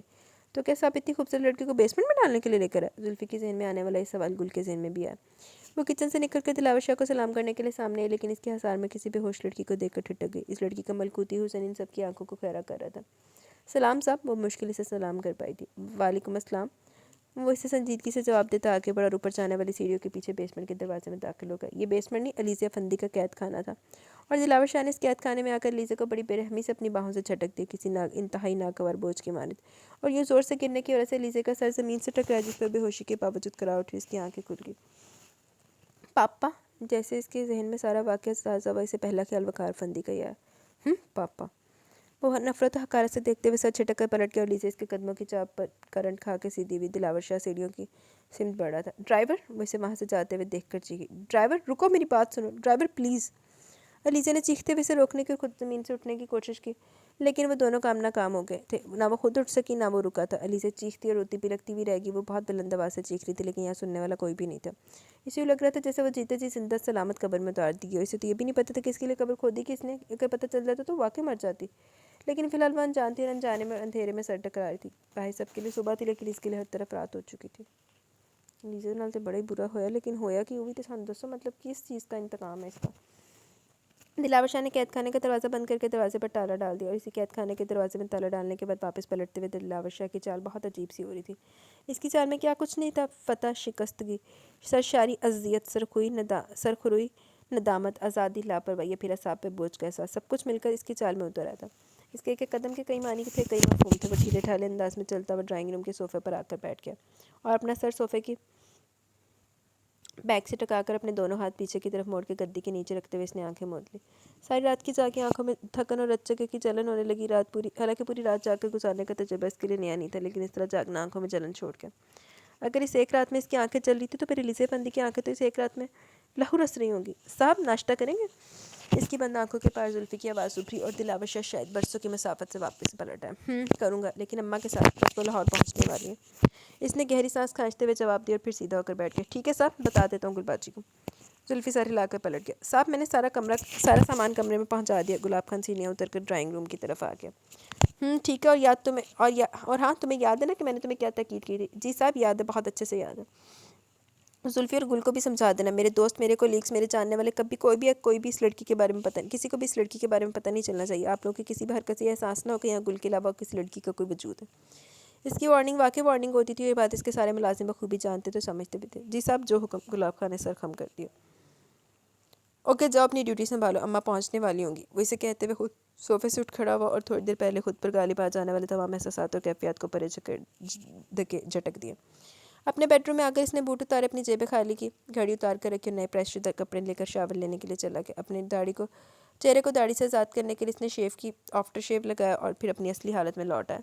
मंसूर हुसैन वाला रहा सा चोला भी उतार फेंक कर शावर लेने और ड्रेसअप होने के बाद वो दिलावर शाह की शानदार शख्सियत को पूरी तरह उजागर करता हुआ नजर आया। वही दिलावर शाह आन और अना वाला। वो बेड की साइड टेबल पर रखी अपनी घड़ी उठाकर अपनी मजबूत कलाई में बांध रहा था जब बाहर गेट पर बतूल शाह की गाड़ी का हॉर्न सुनाई दिया और घड़ी का लॉक बंद करते हुए दिलावर शाह का हाथ कांप गया। 22 साल बाद बतूल शाह ने अपने आबाई शहर लाहौर में कदम रखा और 22 साल बाद रखे जाने वाले इस कदम पर लाहौर की ज़मीन का भी कलेजा शक हो गया था। दिलावर शाह के हाथ की तरह जैसे ज़मीन भी काम की थी, शायद इसलिए कि बतूल शाह के दिल से और दामन से बंधा हुआ दुख बहुत अजीम और अजियतनाक था, जिसका बोझ सिर्फ बतूल शाह सीने में दबाए हुए फेर रही थी, वरना ये बोझ तो ज़मीन भी नहीं सहार सकती थी जो इन्होंने सहारा हुआ था। सानू भी दस दियो केड़ा बोझ है। इनकी हिम्मत, इनके हौसला तो दिलावर शाह से भी कई गुना बढ़ के था। वो बिलाशबा एक बहादुर चट्टान नुमा औरत थी। इनकी इतनी बहादुरी और मजबूती पे तो दिलावर शाह को चंद सानियों के लिए चुप हो जाता था। गाड़ी के एक हॉर्न के बाद दूसरे हॉर्न की नौबत नहीं आई और गेट खुल गया, इसलिए दिलावर शाह एक बार फिर अपने सहन से सारे ख्यालात छटक के बेडरूम से बाहर आकर लंबे लंबे डग फटता हुआ सीढ़ियाँ भी उतर आया। इनकी गाड़ी से उतरने तक वो गाड़ी तक पहुंच चुका था। अस्सलाम वालेकुम अम्मा। इसने बतूल शाह का हाथ पकड़ कर इन्हें गाड़ी से उतरने में हल्की सी मदद दी और बतूल शाह ने इसे सीने से लगा लिया। मेरे बच्चे, मेरे जवान, जीते रहो, उसे आगोश में भेजते हुए काफ़ी गुलूगीर लहजे में बोली। और इसके दुख, इनकी अजियत पर दिलावर शाह का दिल भी बुझ गया। इस लम्हे इन्हें बाबर शाह की याद आ गई, क्योंकि इस लम्हे इन्हें बाबर शाह की सूरत दिलावर शाह में नजर आ रही थी। इन्हें लग रहा था जैसे इनके सामने इस वक्त बाबर शाह खड़ा था, सर उठाए सुरखरू से अंदाज में। मैं खुश नहीं हूँ अम्मा, मेरे सीने की आग पे अभी भी कोई पानी नहीं पड़ा। मैं वकार फंदी को ज़िंदा छोड़ा है। मुझसे एहसास बर्दाश्त नहीं हो रहा कि मैं वकार फंदी को ज़िंदा छोड़ा है। वो अभी तक जी रहा है, वो सांस ले रहा है, वो अभी भी ज़मीन के अंदर नहीं, ज़मीन से बाहर है। मैंने जब जब इसे देखा मर मर के जियूँ। दिल चाहता था कि अपने दोनों रिवॉल्वर इसके सीने में खाली कर दूँ, पर खचे उड़ा दूँ वकार फंदी के, मसमार कर दूँ बड़ी हवेली को, इनका बच्चा जिंदा दरगोर कर डालूँ। ये अलीज़िया फंदी मेरे सीने की आग को ठंडा नहीं कर पाएगी। ये तो कुछ भी नहीं है, मेरे अंदर भड़कते शोलों पर एक बूंद भी नहीं है ये अलीज़िया फंदी। मैं पागल हो रहा हूँ अम्मा, मैं बड़ी हवेली वालों को ज़िंदा छोड़ा। दिलावर शाह के अंदर का गुब्बारे ने देखते बाहर उमड़ आया और बतूल शाह ने इसके दोनों हाथ पकड़कर अपने हाथों से थपके थे। गलत फहमी है तुम्हारी कि बड़ी हवेली वाले ज़िंदा होंगे। हो ही नहीं सकता, मर चुके हैं बड़ी हवेली वाले, ज़िंदा दरगोर हो चुके हैं। और वकार फंदी अब अपनी मौत भी मांगेगा तो रब से इसे मौत भी नहीं मिलेगी। बतूल शाह इसे समझाते हुए इंतहाई नफरत और हकारत से बोली। इनके लहजे से जहर टपक रहा था। लेकिन मैं इसे अपने हाथों से मारना चाहता था ताकि हशर के रोज़ अपने बाबा के सामने सुरखरू हो जाता। इनका रह जाने वाला काम इनके बेटे ने कर दिया। दिलावर शाह के लहजे में अजीब सी अजियत और अजीब सी शिद्दत महसूस हो रही थी। होया कि ये कितना किया वकार फंदी ने, थानू भी तराज दियो। बस करो शाह, मेरे हौसले बुलंद ही रहने दो, वरना तुम्हारी माँ रेत की तरह बिखर जाएगी और तुम समेट नहीं पाओगे। बतूल शाह के अंदाज में थकन उतर आई, वरना जाते हुए भी दिलावर शाह को खुद पर कंट्रोल करना पड़ा। इनके के बाजू लपेटते ने अपने बाजू का सहारा दिए अंदर आ गया। सलाम बेगम साहिबा। गुल बड़े एहतराम से आगे बढ़ी थी। बस सलाम, जीती रहो। इन्होंने इसका सर थपका। अस्सलाम वालेकुम बेगम साहिबा। जुल्फी भी सोफे की पिछली साइड से निकल कर सामने आ गया। वस्सलाम, जीते रहो, खुश रहो। वो काफ़ी खुश मिजाजी शफ़क़त से पेश आ रही थी। बेगम साहबा क्या लेंगी आप? मैं क्या लेकर आऊँ आपके लिए? आप आज पहली बार अपने घर आई हैं, आपको देखकर, आपसे मिलकर बहुत खुशी हो रही है हमें। बिल्कुल वाक़ई इनकी आमद पर बहुत खुशी हुई थी और इसकी खुशी का इज़हार इसके लहजे से हो रहा था। मुझे भी अपने घर आकर तुम लोगों से मिलकर बहुत खुशी हो रही है। अब आ गई हूँ तो यहाँ रहूँगी भी और तुम्हारे हाथ के बने हुए खाने भी खाऊंगी। बतूल शाह ने बहुत नरमी से जवाब दिया और गुल इनकी बात पे खुश हो गई। बहुत शुक्रिया बेगम साहबा, मुझे तो आपके लिए खाना बनाकर भी बहुत खुशी होगी और आप यहाँ ही रहें, हम आपकी खिदमत करेंगे। दिलावर शाह ने इनको बताया था कि गुल बहुत अच्छी लड़की है, सो बतूल शाह को इसके कहे पर यकीन आ गया। वो वाकई अच्छी लड़की थी, समझदार और बुर्दबार किस्म की। साहब नाश्ता लगा दूँ? वो दिलावर से पूछ रही थी। लगा दो। इसकी इजाज़त मिलते गुल ने मिनटों में नाश्ता लगा दिया और वो दोनों माँ बेटा नाश्ता करने बैठ के इन दोनों के दरमियान फ़िलहाल खामोशी थी। इस खामोशी में खलल नबील हयात ने डाला। इसकी कॉल आ गई। टेबल पर रखे इसके सेल पर वाइब्रेशन हो रही थी। दिलावर नबील का नंबर भी देख चुका था। किसकी कॉल है? बतूल शाह ने पूछ लिया। नबील की। अरे तो फिर रिसीव करो ना। इन्हें हैरानी हुई। करता हूँ, इसने नैपकिन से हाथ साफ करते हुए कहा और सेल उठाकर कॉल रिसीव कर ली। अस्सलाम वालेकुम, इसने काफ़ी सुकून से सलाम किया। वालेकुम अस्सलाम, कहाँ हो? तुमने तो कहा था तुम 15 को वापस आ जाओगे। नबील का लहजा और अंदाज़ बेहद संजीदा था। तो मैंने कब इनकार किया कि 15 को वापस नहीं आ सकता? तो फिर ये कि दरअसल मैं इस वक्त अपने घर में और अम्मा के साथ बैठा नाश्ता कर रहा हूँ। दिलावर ने अपनी मुस्कुराहट दबाते हुए कहा, क्योंकि उसे नबील के रिएक्शन का पहले अंदाज़ा था। क्या तुम आ चुके हो? तुम नाश्ता करो और तुमने मुझे बताने की जहमत भी नहीं की? नबील तो जैसे दंग रह गया। बस यार भूख लगी हुई थी, इसलिए सोचा कि तुम्हारे आने से पहले पेट पूजा कर लूँ। दिलावर ने इसे छेड़ा। तो ठीक है, फिर तुम खाओ और मरो, लेकिन मुझसे बात मत करो। नबील ने गुस्से से कहते फ़ोन बंद कर दिया। दिलावर बेसाख्ता हंस पड़ा। क्या बात है? क्या कह रहा था नबील? कहना क्या, बस गालियाँ दे रहा था मुझे। दिलावर हंसते हुए दोबारा नाश्ते की तरफ मतवज्जा हुआ। क्यों? क्योंकि मैंने अपनी वापसी का इसे क्यों नहीं बताया? हाँ तो बता देते ना। इन्होंने नबील की साइड ली। अम्मा कैसे बता देता, अभी 1 घंटा पहले तो आया हूँ मैं। वो भी दुरुस्त कह रहा था। बतूल शाह सर हिला के रह गई। इतने में नबील की कॉल दोबारा आने लगी। अब इससे आपका ख्याल आया? दिलावर ने पेशन गोई की। अस्सलाम वालेकुम, इसने दोबारा सलाम किया। तुमने कहा कि तुम अम्मा के साथ बैठ के नाश्ता करो, तो इसका मतलब है कि आंटी लाहौर आई हुई हैं? नबील की एयरपीस से सुनाई देती आवाज़ पर बतूल शाह के चेहरे पर मुस्कुराहट बिखर कर दिलावर का एकदम कहका लगा कर हंसा। मैंने तुमसे कुछ पूछने के लिए फ़ोन किया, तुम्हारे कह के सुनने के लिए नहीं। नबील जान भूल गया। ओह सॉरी, हाँ अम्मा लाहौर आई हुई हैं, अभी आई हैं हम दोनों माँ बेटा तकरीबन। इससे पहले कि दिलावर की बात मुकम्मल होती नबील ने फिर फ़ोन बंद कर दिया। दिलावर फिर हंस दिया। वकार फंदी भी होश थे। वो आईसीयू में थे। इनकी हालत बहुत ज़्यादा ख़राब थी, लेकिन इनसे भी ज़्यादा ख़राब हालत इनकी थी जो होश में थे और आईसीयू के बाहर खड़े थे।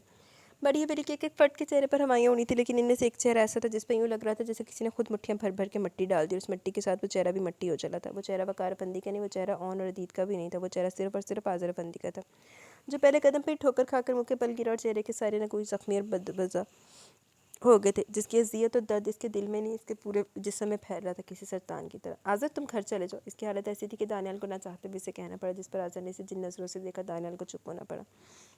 इसकी आंखों के ज़ख्मीपन और नज़रों की काट दानियाल को खामोश करवाने के लिए काफ़ी थी। हाँ दानियाल ठीक कह रहा तुम घर चले जाओ, तुम्हारी तबीयत भी ठीक नहीं लग रही, वैसे भी हवेली में कोई नहीं है। इशारा फंदी ने बेटे की हालत के पेश नज़र से घर जाने का मशवरा दी, लेकिन आज़र को किसी के मशवरे की कोई ज़रूरत नहीं थी। वो तो जैसे बहरा हो चुका था। वो अस्पताल की राहदारी में दीवार के साथ लगे सोफे पर सर झुकाए बैठा नहीं, चिकने पर इस पर किसी नादीदा नुक्ते को पिछले 3 घंटे से लगातार घूरे जा रहा था। चेहरा मुसलसल झुका हुआ था, लब भिंचे हुए थे और आंखों में सुर्खी उतरी हुई थी। वो सर उठाने के काबिल नहीं था, किसी से बात करने और नज़रें मिलाने को दिल नहीं चाह रहा था, बल्कि खुदकुशी कर लेने को दिल चाह रहा था। इतनी तस्लील के बाद जीना भी कुछ जीना था। आज़ा के दिल में उबाल उठ रहे थे, जिनको भेजने के लिए वो अपने होंठ और हाथों की मुट्ठियाँ भेज रहा था। बाकी सब भी खड़े थे, बाकी सब भी चुप थे, लेकिन बाकी सब भी परेशान थे, लेकिन जिस तरह आज़र अंदर ही अंदर मर रहा था, ऐसा तो कोई भी नहीं हो रहा था। अचानक आईसीयू का दरवाज़ा खुला और डॉक्टर नदीम इकबाल बाहर आए। इशारा फंदी और इजहार फंदी के साथ साथ बाकी सब भी लपक के डॉक्टर के करीब गए। आई एम सॉरी सर, फिलहाल इनके बचने के चांसेस बहुत कम नज़र आ रहे हैं, क्योंकि इन पर फालिज का शदीद तरीन अटैक हुआ, जिसमें इनका पूरा जिस्म मफलूज हो चुका है, इसलिए इनका दिल बंद होने का खतरा, क्योंकि लेफ्ट साइड पर फालिज का अटैक बहुत खतरनाक साबित होता है। इनकी लेफ्ट साइड भी हद से ज़्यादा मुतासर हुई है। ऐसे केसेस में मरीज़ के बचने के चांसेस महज 19% होते हैं। अगर मिस्टर वकार फंदी नेक्स्ट 24 आवर्स में इस अटैक को अपनी विल पावर पर बर्दाश्त कर लेते तो फिर इनकी ज़िंदगी कुछ उम्मीद की जा सकती है, और उम्मीद पे तो दुनिया कायम है, दुआओं से तकदीर भी बदल जाती है। आप सब इनके लिए दुआ कीजिए। डॉक्टर नदीम इकबाल इनका कंधा थपकर इनकी समातों पर एक और बम गिरा कर आगे बढ़ गए, और वहाँ मौजूद तमाम अफराद धुआं धुआं हो गए। सब दुम बखुद और शशतो खड़े थे। ये दिन इनके लिए कौन कौन सी क़यामतें लेकर तलू हुआ था, वो कभी भी सोच भी नहीं सकते थे। यूँ लग रहा था जैसे बहुत बड़ी हवेली के अरूज का सितारा डूब चुका था। वकार फंदी की तबाही बड़ी हवेली की तबाही थी, एक अजीम तबाही। वकार फंदी ने अचानक ही चाड़िया दीदी वाला तो यह सारा कुछ होया, ये भी तो दसो ना। वैसे आज बड़े बड़े बड़े इंकशाफात में वो लॉन में बैठा बतूल शाह के साथ बातें कर रहा था, जब इसके सर पर वाइब्रेशन होने लगी। लगता है आप सबको खबर आज सबको खबर हो चुकी है। सेल उठाते हुए मुस्कुरा कर बोला, फिर स्क्रीन पर नंबर देखा जहाँ नंबर की बजाय इंस्पेक्टर शहनाज का नाम जगमगा रहा था। अस्सलाम वालेकुम। इसने फ़ौरन कॉल रिसीव की थी और बतूल शाह से एक्सक्यूज़ करके लॉन की एक साइड पर आ गया। वालेकुम अस्सलाम, कैसे हैं शाह जी? इंस्पेक्टर शहनाज का लहजा थोड़ा संजीदा और बुझा बुझा सा था। अल्लाह का बड़ा करम, बड़ा एहसान है मैडम, लेकिन क्या बात है आज शहरियारा में इस कदर उदासियाँ क्यों? दिलावर इसके लहजे की सुस्ती भांप चुका था। शाह जी कहाँ हैं आप? मैं आपसे मिलना चाहती हूँ। इंस्पेक्टर शहनाज की परेशानी इसके लहजे से आती। क्यों खैरियत? मैं बहुत परेशान हूँ शाह जी। अल्लाह रहम करे मैडम, आप जैसे बहादुर में हाफिज़ परेशान होने लगे तो फिर हम जैसे शहरियों का क्या बनेगा? दुश्मन निकल जाएंगे हमें। दिलावर इसे परेशानी से निकालने के लिए कहा। आग लगे दुश्मन को शाह जी, आपकी धड़कनों पे तो हमारी नब्ज़ हरकत करती है। इंस्पेक्टर शहनाज के बेसाख्ता कहने पर दिलावर भी बेसाख्ता हंस पड़ा। अब लगा कि इंस्पेक्टर शहनाज ही बात करिए, वो खुश दिली से कह रहा था। तो फिर कब मिलेंगे आप? अरे मैडम मैंने इनकार कब किया? आप जब चाहो बंदा ना चीज़ हासिल है। अच्छा, तो इसका मतलब कि आप वापस आ चुके हैं कराची से? जी बिल्कुल आ चुका हूँ। तो क्या मैं आपसे मिलने के लिए आ सकती हूँ? इंस्पेक्टर शहनाज को जैसे यकीन नहीं आ रहा था। आ सकती हैं, बिल्कुल आ सकती हैं, घर के दरवाजे खुले। ठीक है शाह जी, मैं भी पहुँच रही हूँ। इंस्पेक्टर शहनाज ने कहते फ़ोन बंद कर दिया और अगले 10 मिनट में वो बाकी इनके घर के गेट पर पहुंच चुकी थी। गुलाब खानी से पहचानता था इसलिए फ़ौरन गेट खोल दिया। इंस्पेक्टर शहनाज की गाड़ी अंदर रविश पर आ रुकी। दिलावर इसे देखकर खड़ा हो गया। अस्सलाम वालेकुम। इसके सलाम पर दिलावर ने मुस्कुराकर इस बात में सर लिया, जबकि इंस्पेक्टर शहनाज की नज़रें बतूल शाह पर थी। इनसे मिलिए मेरी अम्मा जान, और अम्मा जान यह है इंस्पेक्टर शहनाज कर्नल अब्दुल कयूम रिजवी की साथ जाती। दिलावर ने बहुत अच्छे तरीके से इनका एक दूसरे से तारुफ करवाया। बतूल शाह भी अपनी कुर्सी से उठ खड़ी हुई क्योंकि इंस्पेक्टर शहनाज भी इन्हीं की सिंध बड़ी थी। अस्सलाम वालेकुम आंटी, कैसी हैं आप? वो आगे बढ़कर इनसे गले मिली। इन्होंने बहुत शफकत से गले लगकर इस अपने माँ बाप का शाहकार है, लेकिन आंटी को देखकर तो लग रहा है कि आपकी पूरी फैमिली शाहकार होगी। इंस्पेक्टर शहनाज ने बतूल शाह की ग्रेसफुल पर्सनैलिटी और खूबसूरती देखकर दिल में आई बात दिल में नहीं रखी थी, लेकिन इसकी बात पर बतूल शाह के चेहरे पर एक साया सा लहरा कर जो दिलावर शाह की नज़र से छुपा नहीं रह सका। थैंक यू मैडम, ये आपकी नज़र का ज़ोक है, वरना आजकल शाहकारों की कमी नहीं है। खैर छोड़ें इस बात को, आप ये बताएं कि आप किस लिए इतने परेशान थे कि आपको इतना अर्जेंट मुझसे मिलना पड़ा? दिलावर पूरी संजीदगी के साथ इसकी तरफ मुतवज्जह हो चुका था। वो मुझे दरअसल मोमना बीबी के सिलसिले में बात करना थी। इंस्पेक्टर शहनाज बात करते हुए हिचकिचाहट से दिलावर शाह को अपनी कोताही का बताते हुए शर्मिंदगी हो रही थी। हाँ हाँ कहिए, क्या बात है? इंस्पेक्टर शहनाज झिझकने वाली नहीं थी, इसलिए दिलावर शाह को इसकी झिझक पे हैरत और अचंभा हो रहा था। लेकिन इससे पहले कि इंस्पेक्टर शहनाज अपनी बात बताना शुरू करती, अचानक गेट खुला और 2 गाड़ियाँ आगे पीछे रविश पर आ रुकी, जिनको देखकर दिलावर फ़ौरन खड़ा हो गया क्योंकि आने वाले इसके अजीज़ जान थे, मदिया और नबील। भाई, मदिया बड़े वालिहाना अंदाज में करीब आए, दिल के कंधे से लगी थी। I miss you so much भाई। मदिया के लहजे और अंदाज से मोहब्बत अपनाई तो बेसाख्ती छलक रही थी, और हमेशा की तरफ इतने दिनों बाद मिलने पर दिलावर ने अपनी लाडली के माथे पर बूसा दिया, उसका sir थपका। I miss you to darling, I really miss you. Dilawar Shah के नरम और पुरशफ़क़त अंदाज पर इंस्पेक्टर शहनाज और बतूल शाह देखती रह गई थी। क्या ये रूप भी था दिलावर शाह का था? इतना मीठा, इतना शीरी के देखने वाली नज़रों को दिल को छू जा गया। बतूल शाह की आंखें भी नमी, जबकि इंस्पेक्टर शहनाज की आंखों में रश्क उतर आया था।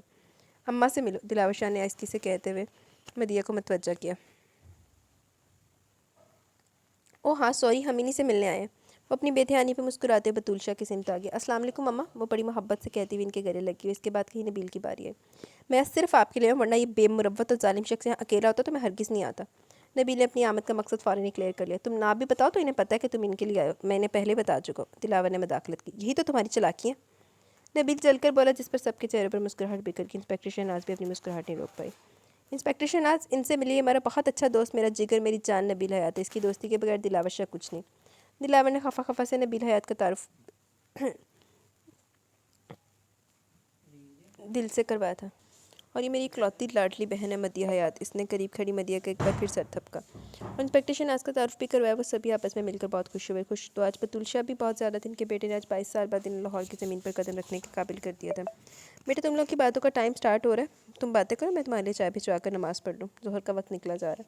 बतूल शाह ने बिल का कंधा थपक कर उठ खड़ी हुई। लेकिन जल्दी आएगा, हम आपके लिए आए हैं। मदिया ने तक की। अच्छा बेटा, नमाज़ पढ़ के आती हूँ। वो मुस्कुराते हुए इसका काल से हिलाकर अंदर चली गई। दिलावर दोबारा से इंस्पेक्टर शहनाज की सिमत मुतवज्जा हो चुका था, क्योंकि इंस्पेक्टर शहनाज की बेचैनी से वाज़ह महसूस हो रही थी। जी मैडम, आप कुछ कह रही थी, शायद मोमना बीबी के बारे में। इसके इस्तफसार पर इंस्पेक्टर शहनाज ने नबील हयात मदिया की तरफ देखा और दिलावर इसके देखने का मफहूम भी समझ गया। अरे नहीं नहीं मैडम, डोंट वरी, आप बेफिक्र हैं, जो भी बात कहनी खुल के कहिए। दिलावर शाह की तसल्ली पर इंस्पेक्टर शहनाज का दिल रिलैक्स होगी। सॉरी सर, लेकिन कुछ मामला ऐसे होते हैं जिनमें बंदा ना चाहते भी बेइतबारी पर आ जाता है, प्लीज़ माइंड मत कीजिएगा। इंस्पेक्टर शहनाज ने नबील से माजरत की। जी मैडम, समझ सकता हूँ, आप बेफिक्र होकर अपना मसला डिस्कस कर सकती हैं। नबील ने काफ़ी संजीदगी और तहम्मुल से जवाब दिया। Thank you. वो नबील का शुक्रिया अदा करते हुए दिलावर की सिमत मुतवज्जा हुई। शाह जी, वो दरअसल मलक हक नवाज़ मोमिना बीबी की बू सूंघता हुआ मेरे घर तक पहुंच गया था। इससे खबर हो चुकी थी मोमिना बीबी मेरे पास है, इसलिए वो कल सुबह मेरे घर आ गया था। इंस्पेक्टर शहनाज की बात पर दिलावर के माथे पर बल पड़ते थे। तो फिर बच के निकल गया, तो और क्या कर सकती थी शाह जी? मेरे घर में इस वक्त मोमिना बीबी मौजूद थी। मेरा ज़रा से गुस्सा रिएक्शन पर कुछ भी हो सकता था। मोमिना बीबी को जान से मारना मुश्किल नहीं है इसके लिए। इसे अगर भनक भी पड़ जाती तो यहाँ तो इस वक्त यकीनन सिचुएशन कुछ और होती है। वो तो मैं थी जिसने इसके सामने इत्मीनान का दामन नहीं छोड़ा और उसे साफ कह दी कि मेरे घर की तलाशी ले रहे, जिस पर वो थोड़ा धीमा पड़ गया। इसका यकीन शक में तब्दील हो गया कि शायद इसके पास इतला गलत पहुंची होगी। हालांकि इसको मिलने वाली इतला 100% दुरुस्त थी। वो बिल्कुल ठीक जगह पर पहुंचता था। इसका पहुंचना खतरे से खाली नहीं जा सकता था अगर मैं ना होती। लेकिन शाह जी, सब कुछ कवर लेने के बावजूद एक मसला हो गया। इंस्पेक्टर शहनाज फिर धीमी पड़ गई। क्या मसला? कैसा मसला? दिलावर की संजीदगी अरूज पर थी। मैं ड्यूटी पर थी, अम्मी और अब्बी जान घर पर थे, लेकिन इन्हें पता ही नहीं चला और मोमिना बीबी ने बताया बगैर घर छोड़कर चली गई। जाते जाते ये तहरीर छोड़ गई थी। इसने रुक्का निकाल के दिलावर की सिम पड़ा, जिसकी परेशानी बढ़ती जा रही थी। मैंने कल शाम से अब तक इसे बहुत ढूंढा, सारी रात सड़कों पर गुजार दी, लेकिन वो कहीं भी नहीं मिली। इंस्पेक्टर शहनाज मुतफक्कर होती हुई दिलावर लब भेंचे इसकी तहरीर पर नजरें जमाए हुए थे। फिरोजी रंग का सूट और काले रंग की चादर में मलबूस थी। नबील की लब कुशाई पर दिलावर और इंस्पेक्टर शहनाज ने एकदम चौंक कर देखा। आपको कैसे पता है नबील साहब? क्योंकि वो मोमिना बीबी कल रात मेरी गाड़ी से टकराई थी। नबील के अंदाज में इत्मीनान था। ये क्या कह रहे हैं आप? अब कहाँ है वो? इंस्पेक्टर शहनाज को बेचैनी हो चुकी थी। वो नबील की सिम बेसब्री से देख रही थी। अब वो वहाँ है जहाँ कोई मलक हक नवाज नहीं पहुँच सकता। मैंने मोमिना बीबी को पूरा पूरा तहफ़्फ़ुज़ देने का वादा किया और वो मेरे घर में रहेंगी। इनकी हर जिम्मेदारी मैं पूरी करूँगा। नबील कह रहा था। दिलावर इसे नासमझी से देख रहा था। नबील ने फैसला क्यों किया? क्योंकि ये फैसला कोई आम और मामूली फैसला नहीं था। दिलावर के इस तरफ देखने पर नबील से क्या बताता कि इसने अपने ज़मीर पर रखे एक बोझ को कम करने के लिए फ़ैसला किया। एक ऐसा बोझ जो इसने खुद नहीं, इसके बाप ने इसके ज़मीर पर डाल दिया था, जिसकी वजह से मदिया भी अक्सर रोती और तड़पती हुई बुलाए बुलाए फिरती थी। नबील को अपने बाप के करतूतों का अंदाज़ा था, लेकिन वो इनका मैं दावा नहीं कर सकता था। लेकिन अब जब एक ऐसी लड़की सामने आ खड़ी हुई जिसे इसके सहारे की ज़रूरत थी, जो इसके बाप जैसी इंसान की डसी हुई थी, तो फिर उसे सहारा क्यों ना देता? क्यों मैं दावा ना करता? ऐसा हो ही नहीं सकता था कोई इस लड़की पर बीती सारी हकीकत जान लेने के बाद इसे नजर चुरा लेता। अगर मैं ऐसा कर भी लेता तो मदिया ऐसा नहीं कर सकती थी, क्योंकि वही बोझ मदिया के ज़मीन पर भी तो था। इतना ही वजनी, इतना इज़्ज़तनाक, जिसको थोड़ा सा कम करने के लिए नबील ने ज़िंदगी में पहली बार ऐसा फ़ैसला कर लिया जिसमें किसी की पसंद नहीं पूछी थी और किसी से मशवरा भी नहीं मांगा। और इसके इस फैसले पर मदिया के सिवा शायद और कोई खुश भी नहीं था। लेकिन नबील को इस मामले में किसी की खुशी की परवाह नहीं थी। इसे पता था कि सबका रद्दमल वक्ती होगा, वक्त के साथ साथ सब कुछ बदल जाएगा, इसलिए वो मुतमईन था। क्या बात है, तुम्हें मेरा फैसला अच्छा नहीं लगा? नबील ने दिलावर का टोटा बोला। बुरा क्यों लगेगा भला? दिलावर ने भवें सुकेटते हुए कहा। तो वो जड़ी उत्थे बैठी हुई आ, जड़ी कप दे उत्ते ही मरी हुई, रो रो के मरन वाली हुई, उदा किसी ने नहीं सोचना बगैर तो फिर खामोश क्यों? मेरा और इंस्पेक्टर शहनाज का मसला तुम्हारे घर पहुंच जाने पर खामोश हो। अल्लाह इंसान को ठोकरों से उठाकर ठिकाने पर भी पहुंचा देता है, हम तुम जैसे लोग देखते रह जाते हैं। दिलावर ने गहरी सांस खींचते हुए पुश्त कुर्सी की बैग से टका दी। अल्लाह के हर काम में कोई ना कोई मसला ज़रूर पोशीदा होती है, शायद कि इस काम में भी हो। नबील सुकून से कह रहा था। बिल्कुल होगी, ज़रूर होगी, बस और एक बाद में होता है। जिससे अल्लाह के इस काम में मसलत थी कि मैं इस वक्त शाह जी से मिलने इनके घर पर आऊँ और वहाँ आपसे भी मुलाकात हो और आप मेरी रात भर की परेशानी को एक पल में दूर कर दें। इसी को अल्लाह ताला की मसलत कहते हैं। सुभान अल्लाह। इंस्पेक्टर शहनाज ने सद के दिल से कहा और वो तीनों भी इत्तेफाक करते सुभान अल्लाह कह चुके थे। इतने में गुल चाय और दिकर लबासमात लेकर हाजिर हो चुकी थी। नवंबर का महीना था, मौसम बहुत हल्का फुल्का और खुशगवार हो रहा था। दिलावर ने अपने मेहमानों को आज खूब कंपनी दी थी, जिस पर इंस्पेक्टर शहनाज भी बहुत खुश थी और नबील भी बहुत फ्रेश नज़र आता। फिर शाम ढले वो लोग वहाँ से उठकर वापस आ गए। इतने तो नवंबर के ठंड की ठा ठा हुई पई है। अभी भी आप लोगों के लिए बाहर बैठ के मैं ठंड में रिकॉर्डिंग कर रही हूँ। इस बेसमेंट के गहरे तारीख माहौल में आहू में भी यही कहने लगी सी कहते बड़े ठट्ठे मार रहे हो। वो जी बेसमेंट सुट के आए उन्हें भी देख ला जाके बगैर था। इस बेसमेंट के गहरे तारीख माहौल में इसकी जान सूखे पत्ते की तरह लरस रही थी। इसमें इतनी हिम्मत नहीं थी उठ के किसी दीवार से ट्यूबलाइट का बटन टटोल कर लाइट ही ऑन कर लेती। वैसे जहाँ फेंक कर गया था वो सुबह से वहीं बैठी रो रही थी। वो जब भी घुटनों से सर उठा कर तो देखने की कोशिश करती थी, अंधेरों के सिवा कुछ दिखाई नहीं देता। वो सहम कर फिर से चेहरा छुपा लेती। रो रो कर इसका हशर हो चुका था। वकारफंदी की डाटली की आंखें आंसू से जख्मी हो रही थी, मुसलसल रो रही थी। और वकारफंदी को खबर ही नहीं थी। वो अस्पताल में खुद से भी बेखबर पड़े थे। इन्हें पता ही नहीं था कि इनकी लीजे पर क्या बीत रही है। रात बहुत गहरी हो चुकी थी जब हल्की सी हाथ से बेसमेंट का दरवाज़ा खुला और अंदर दाखिल हुआ। ड्राइवर? अलीज़ा अपनी सारी हिम्मत मजमा करते खड़ी होगी और आने वाले ने दरवाजे के करीब ही नसब की बोर्ड से लाइट जला दी। इतने अंधेरे से एकदम इतनी तेज़ रोशनी हो जाने पर अलीज़ा की आंखें चंधिया गई थी। ये खाना खा लें बीबी जी? ये आवाज़ इसके ड्राइवर की नहीं बल्कि गुलाब खान की थी। तो तुम कौन हो? अलीज़ा के पूरे जिस्म में नकाहत हो रही थी। मैं साहब का मुलाजिम चौकीदार हूँ बीबी जी। गुलाब खान ने सर खम करते हुए कहा। वो खुद कहाँ है? बुलाओ इसे। अलीज़ा के भीगे भीगे लहजे में वही मालको वाला रोकता रहा है। वो नहीं आ सकते बीबी जी, वो इस वक्त अपने कमरे में और किसी गहरी सोच में गुम है। सिगरेट भी बहुत पी रहे हैं। گلاب خان نے اسے اس کی کیفیت سے کرنے کی کوشش کی، لیکن علیزہ پتہ نہیں کیوں اور کیسے اتنی سرکش اور تھی کہ اپنی کہے گی میں کچھ نہیں جانتی، وہ جہاں بھی ہے جس حالت میں بھی، اس سے کہو وہ یہاں ہے، مجھے میرا گناہ بتائے، میں جاننا چاہتی ہوں کہ کس گناہ یہ سزا کس گناہ کے بدلے میں دی جا رہی ہے مجھے۔ وہ روتے روتے چیخ اٹھی تھی۔ حالانکہ وہ دن بھر رونے کی وجہ سے بے حد نڈھال ہو رہی تھی۔ بی بی جی آپ میرا ایک مشورہ مانیں، آپ نے جو بھی کہنا کل صبح کہہ لیجیے گا، ابھی رہنے دیں، ابھی مت چھیڑیں۔ گلاب خان نے بتیرا روکا اسے، لیکن اس کی ایک ہی رٹتی ہوئی خود یہاں آئے اور مجبوراً گلاب خان پیغام لے کے اس کے سامنے پہنچ گئے، جسے سن کر دلاور شاہ کھڑکی کے سامنے سے ہٹ گیا۔ ٹھیک ہے تم جاؤ کام کرو، میں جاتا ہوں اس کے پاس۔ دلاور نے ٹیبل کے پاس آ کر انگلیوں سے سلگتا ہوا سگریٹ ذرا سے چھٹکتے ہوئے ایشٹرے میں مسل دیا اور پھر گہری سانس خارج کرتے ہوئے لب بھیج کے کمرے سے نکلا۔ شاہ رکو بیٹا۔ بطول شاہ نے اسے سیڑھیاں اترتے ہوئے دیکھ لیا اور اس کے عزائم بھی پھانپ لیے، کیونکہ اس کے تیور بہت خطرناک اور تھے، لیکن ان کے روکنے پر بھی نہیں رکا اور اگلے چند سیکنڈ میں وہ علیزہ افندی کے سامنے کھڑا تھا۔ علیزہ ایک پل کے لیے ٹھٹک سی کی اور اسے دیکھ کر پہچان نہیں پائی، کیونکہ وہ اپنے چہرے کی داڑھی وغیرہ صاف کر چکا تھا۔ اس کا پرکشش چہرہ اور تیکھے کاٹدار نقوش واضح ہو چکے تھے، اب وہ مکمل دلاور شاہ کے روپ میں تھا، اور ہاں اب منظور حسین کا شائبہ تک نہیں تھا۔ وہ اس کے سامنے کھڑا ڈائریکٹ اس کی آنکھوں میں دیکھ رہا تھا، علیزہ اس کی آنکھوں کے غضب سے نہ جانے کیسے بے خوف اور نہ ڈر ہوگی۔ کھانا بھیجا تھا، کھایا تم نے؟ اس کا لہجہ تھا یا برف۔ علیزہ ٹھٹ رہی تھی لیکن سہ گئی۔ نہیں کھاؤں گی، ہٹ دھرم سا جواب موصول ہوا۔ کیوں نہیں کھاؤ گی؟ کیا وجہ آخر؟ اس نے لفظ بے حد نپے تلے سے تھے۔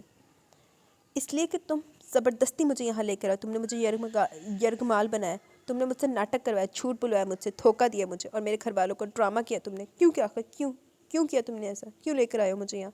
آخر کیا گناہ ہے میرا؟ وہ ایک دم پھٹ پڑی اور دلاور لب ہے جس کی سمت خاموشی سے دیکھتا رہا، جس پر علیزہ اور بھی جذباتی ہوگی، آنسو تواتر سے بہہ نکلے تھے۔ دیکھیا میں کیا سی نا بچلی کہانی کوئی ہو رہا۔ بولو تم بولتے کیوں نہیں ہو؟ تم نے یہ سب کیوں کیا آخر؟ وہ روتے بلکتے ہوئے چیخی تھی اور جس پر دلاور شاہ کا پارا بھی ہائی ہو گیا۔ تڑاخ! اس کے بھاری مضبوط ہاتھ کا تھپڑ علیزہ افندی کا دماغی نظام درم برم کر کے وہ توازن نہیں رکھ پائی، سیدھی فرش پر جا گری۔ یہ سب مجھ سے نہیں، اپنے اس خبیث باپ سے پوچھو جس نے مجھے 8 سال کی عمر میں لاوارث کر کے اس شہر سے نکلنے پر مجبور کر دیا۔ 8 سال کی عمر سے تمہارے باپ کا دیا ہوا ناسور سینے میں لیے پھر رہا ہوں۔ اس ناسور کو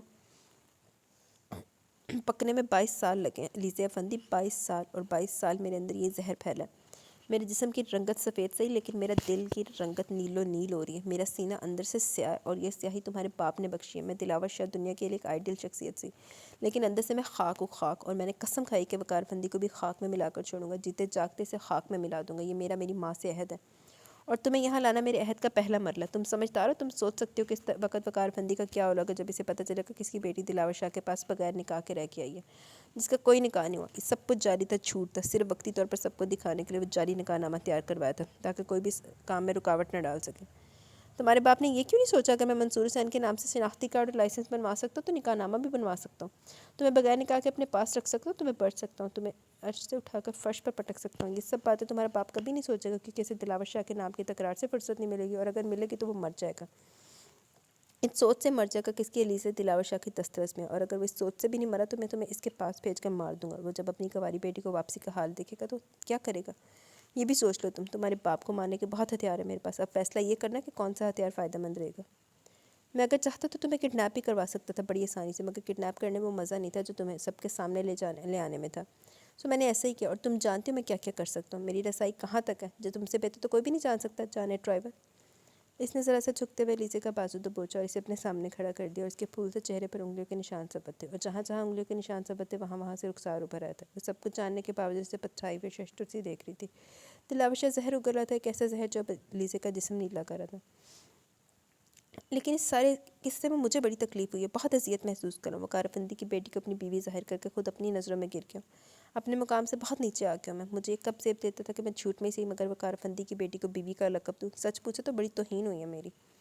وہ انتہائی نفرت اور حقارت سے چبا چبا کر کہہ رہا تھا، علیزہ کو اپنی جان نکلتی ہوئی محسوس ہوئی۔ ایسی نفرت، ایسی بے رحمی اور ایسی صفاقی کا عالم اس نے پہلے کبھی نہیں دیکھا تھا، اس لیے وہ چکرا رہی تھی، لیکن یوں چکراتے سر کے ساتھ اس کی نظر اٹھی اور بیسمنٹ کی سیڑھیوں پر کھڑی بطول شاہ پر ٹھہر گئی۔ تبھی اس کے دیکھنے کے انداز میں، اس کی نظروں کے تعاقب میں دلاور نے بھی گردن موڑ کر دیکھا، اور وہیں منجمد ہو کر دل پر ایک عجیب حالت آن وارد ہوئی تھی۔ جی تو گائز یہاں پہ ہماری ایپیسوڈ اپنے اختتام کو پہنچی، کیسی لگی کس طرح کا ضرور ساتھ کیجیے گا۔ ابھی ہم کمنٹ سیکشن کی طرف چلتے ہیں، دین ویڈیو اینڈ کریں گے۔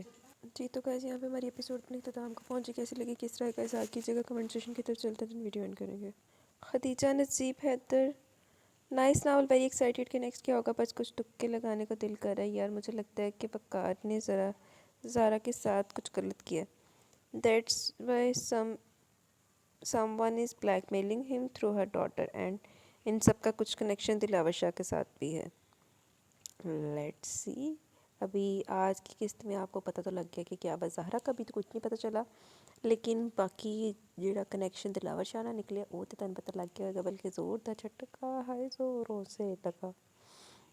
ایپیسوڈ ابھی اس کی پڑی ہوئی ہیں، ابھی ہیں اس کے ایپیسوڈ، مطلب کل پرسوں میں نے بتایا تھا نا کہ آدھا ناول ہوا ہے، تو اب اس کی ایپیسوڈ پڑی.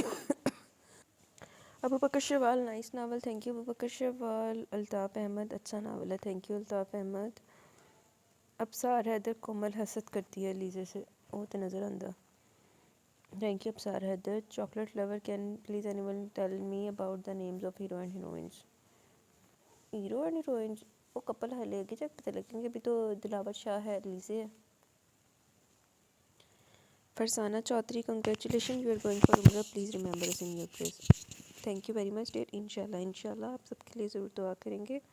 فرزانہ نائس. فرزانہ ابصار حیدر اچھی ایپی تھی، thank you Absar Haider. Chocolate lover can any tell me the hero heroine names. وہ تو 10 کے آئی ہیں چاکلیٹ لور. ختیجہ جی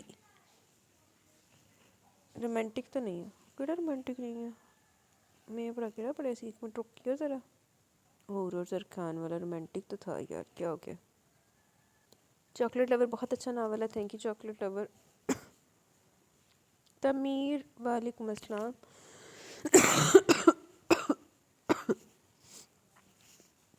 ماشاء اللہ ماشاء اللہ ماشاء اللہ، الحمد للہ الحمد للہ. پاک آپ کو اور آپ کی فیملی کو حرم شریف کی زیارت جلدی عطا فرمائے، آمین ثم آمین. بہت شکریہ پیاری. ویسے آپ ہی میرے 2 بھائی حرم شریف کے اندر ہی ہیں، صفا مروہ سائڈ ان کا آفس روم ہے وہیں پہ ہے. مجھے بھائی لوگ کی نصیب پر اتنا رشک آتا ہے کہ کیا بتاؤں. سوچو ہر دم حرم شریف نگاہ کے سامنے، نو ڈاؤٹ. واقعی بہت خوش قسمت لوگ ہیں. میں تو بھائی سے کہتی رہتی کہ مجھے بلا لو وہاں پر، چاہے ڈسٹنگ کی نوکری مل جائے، کر لوں گی، کسی کے نصیب میں. بھائی لوگ ہنستے رہتے ہیں. اور ایک بھائی میرے بڑے پاپا کے بیٹے، وہ مدینہ شریف میں رہتے ہیں، 3 وقت کی نماز مسجد نبوی میں پڑھتے ہیں، فجر گھر پر اور عشاء آفس میں. واہ ماشاء اللہ، بڑی سعادت کی بات ہے. چلو جی، آپ ہی خیر سے جاؤ، خیر سے آؤ، آمین. اوور آل ایپیسوڈ بہت ہی زبردست تھی، بہت مزہ آیا سن کر. اللہ بلیس یو سسٹر، آمین. Thank you very much dear اتنی پیاری دعاؤں کے لیے. اللہ حافظ.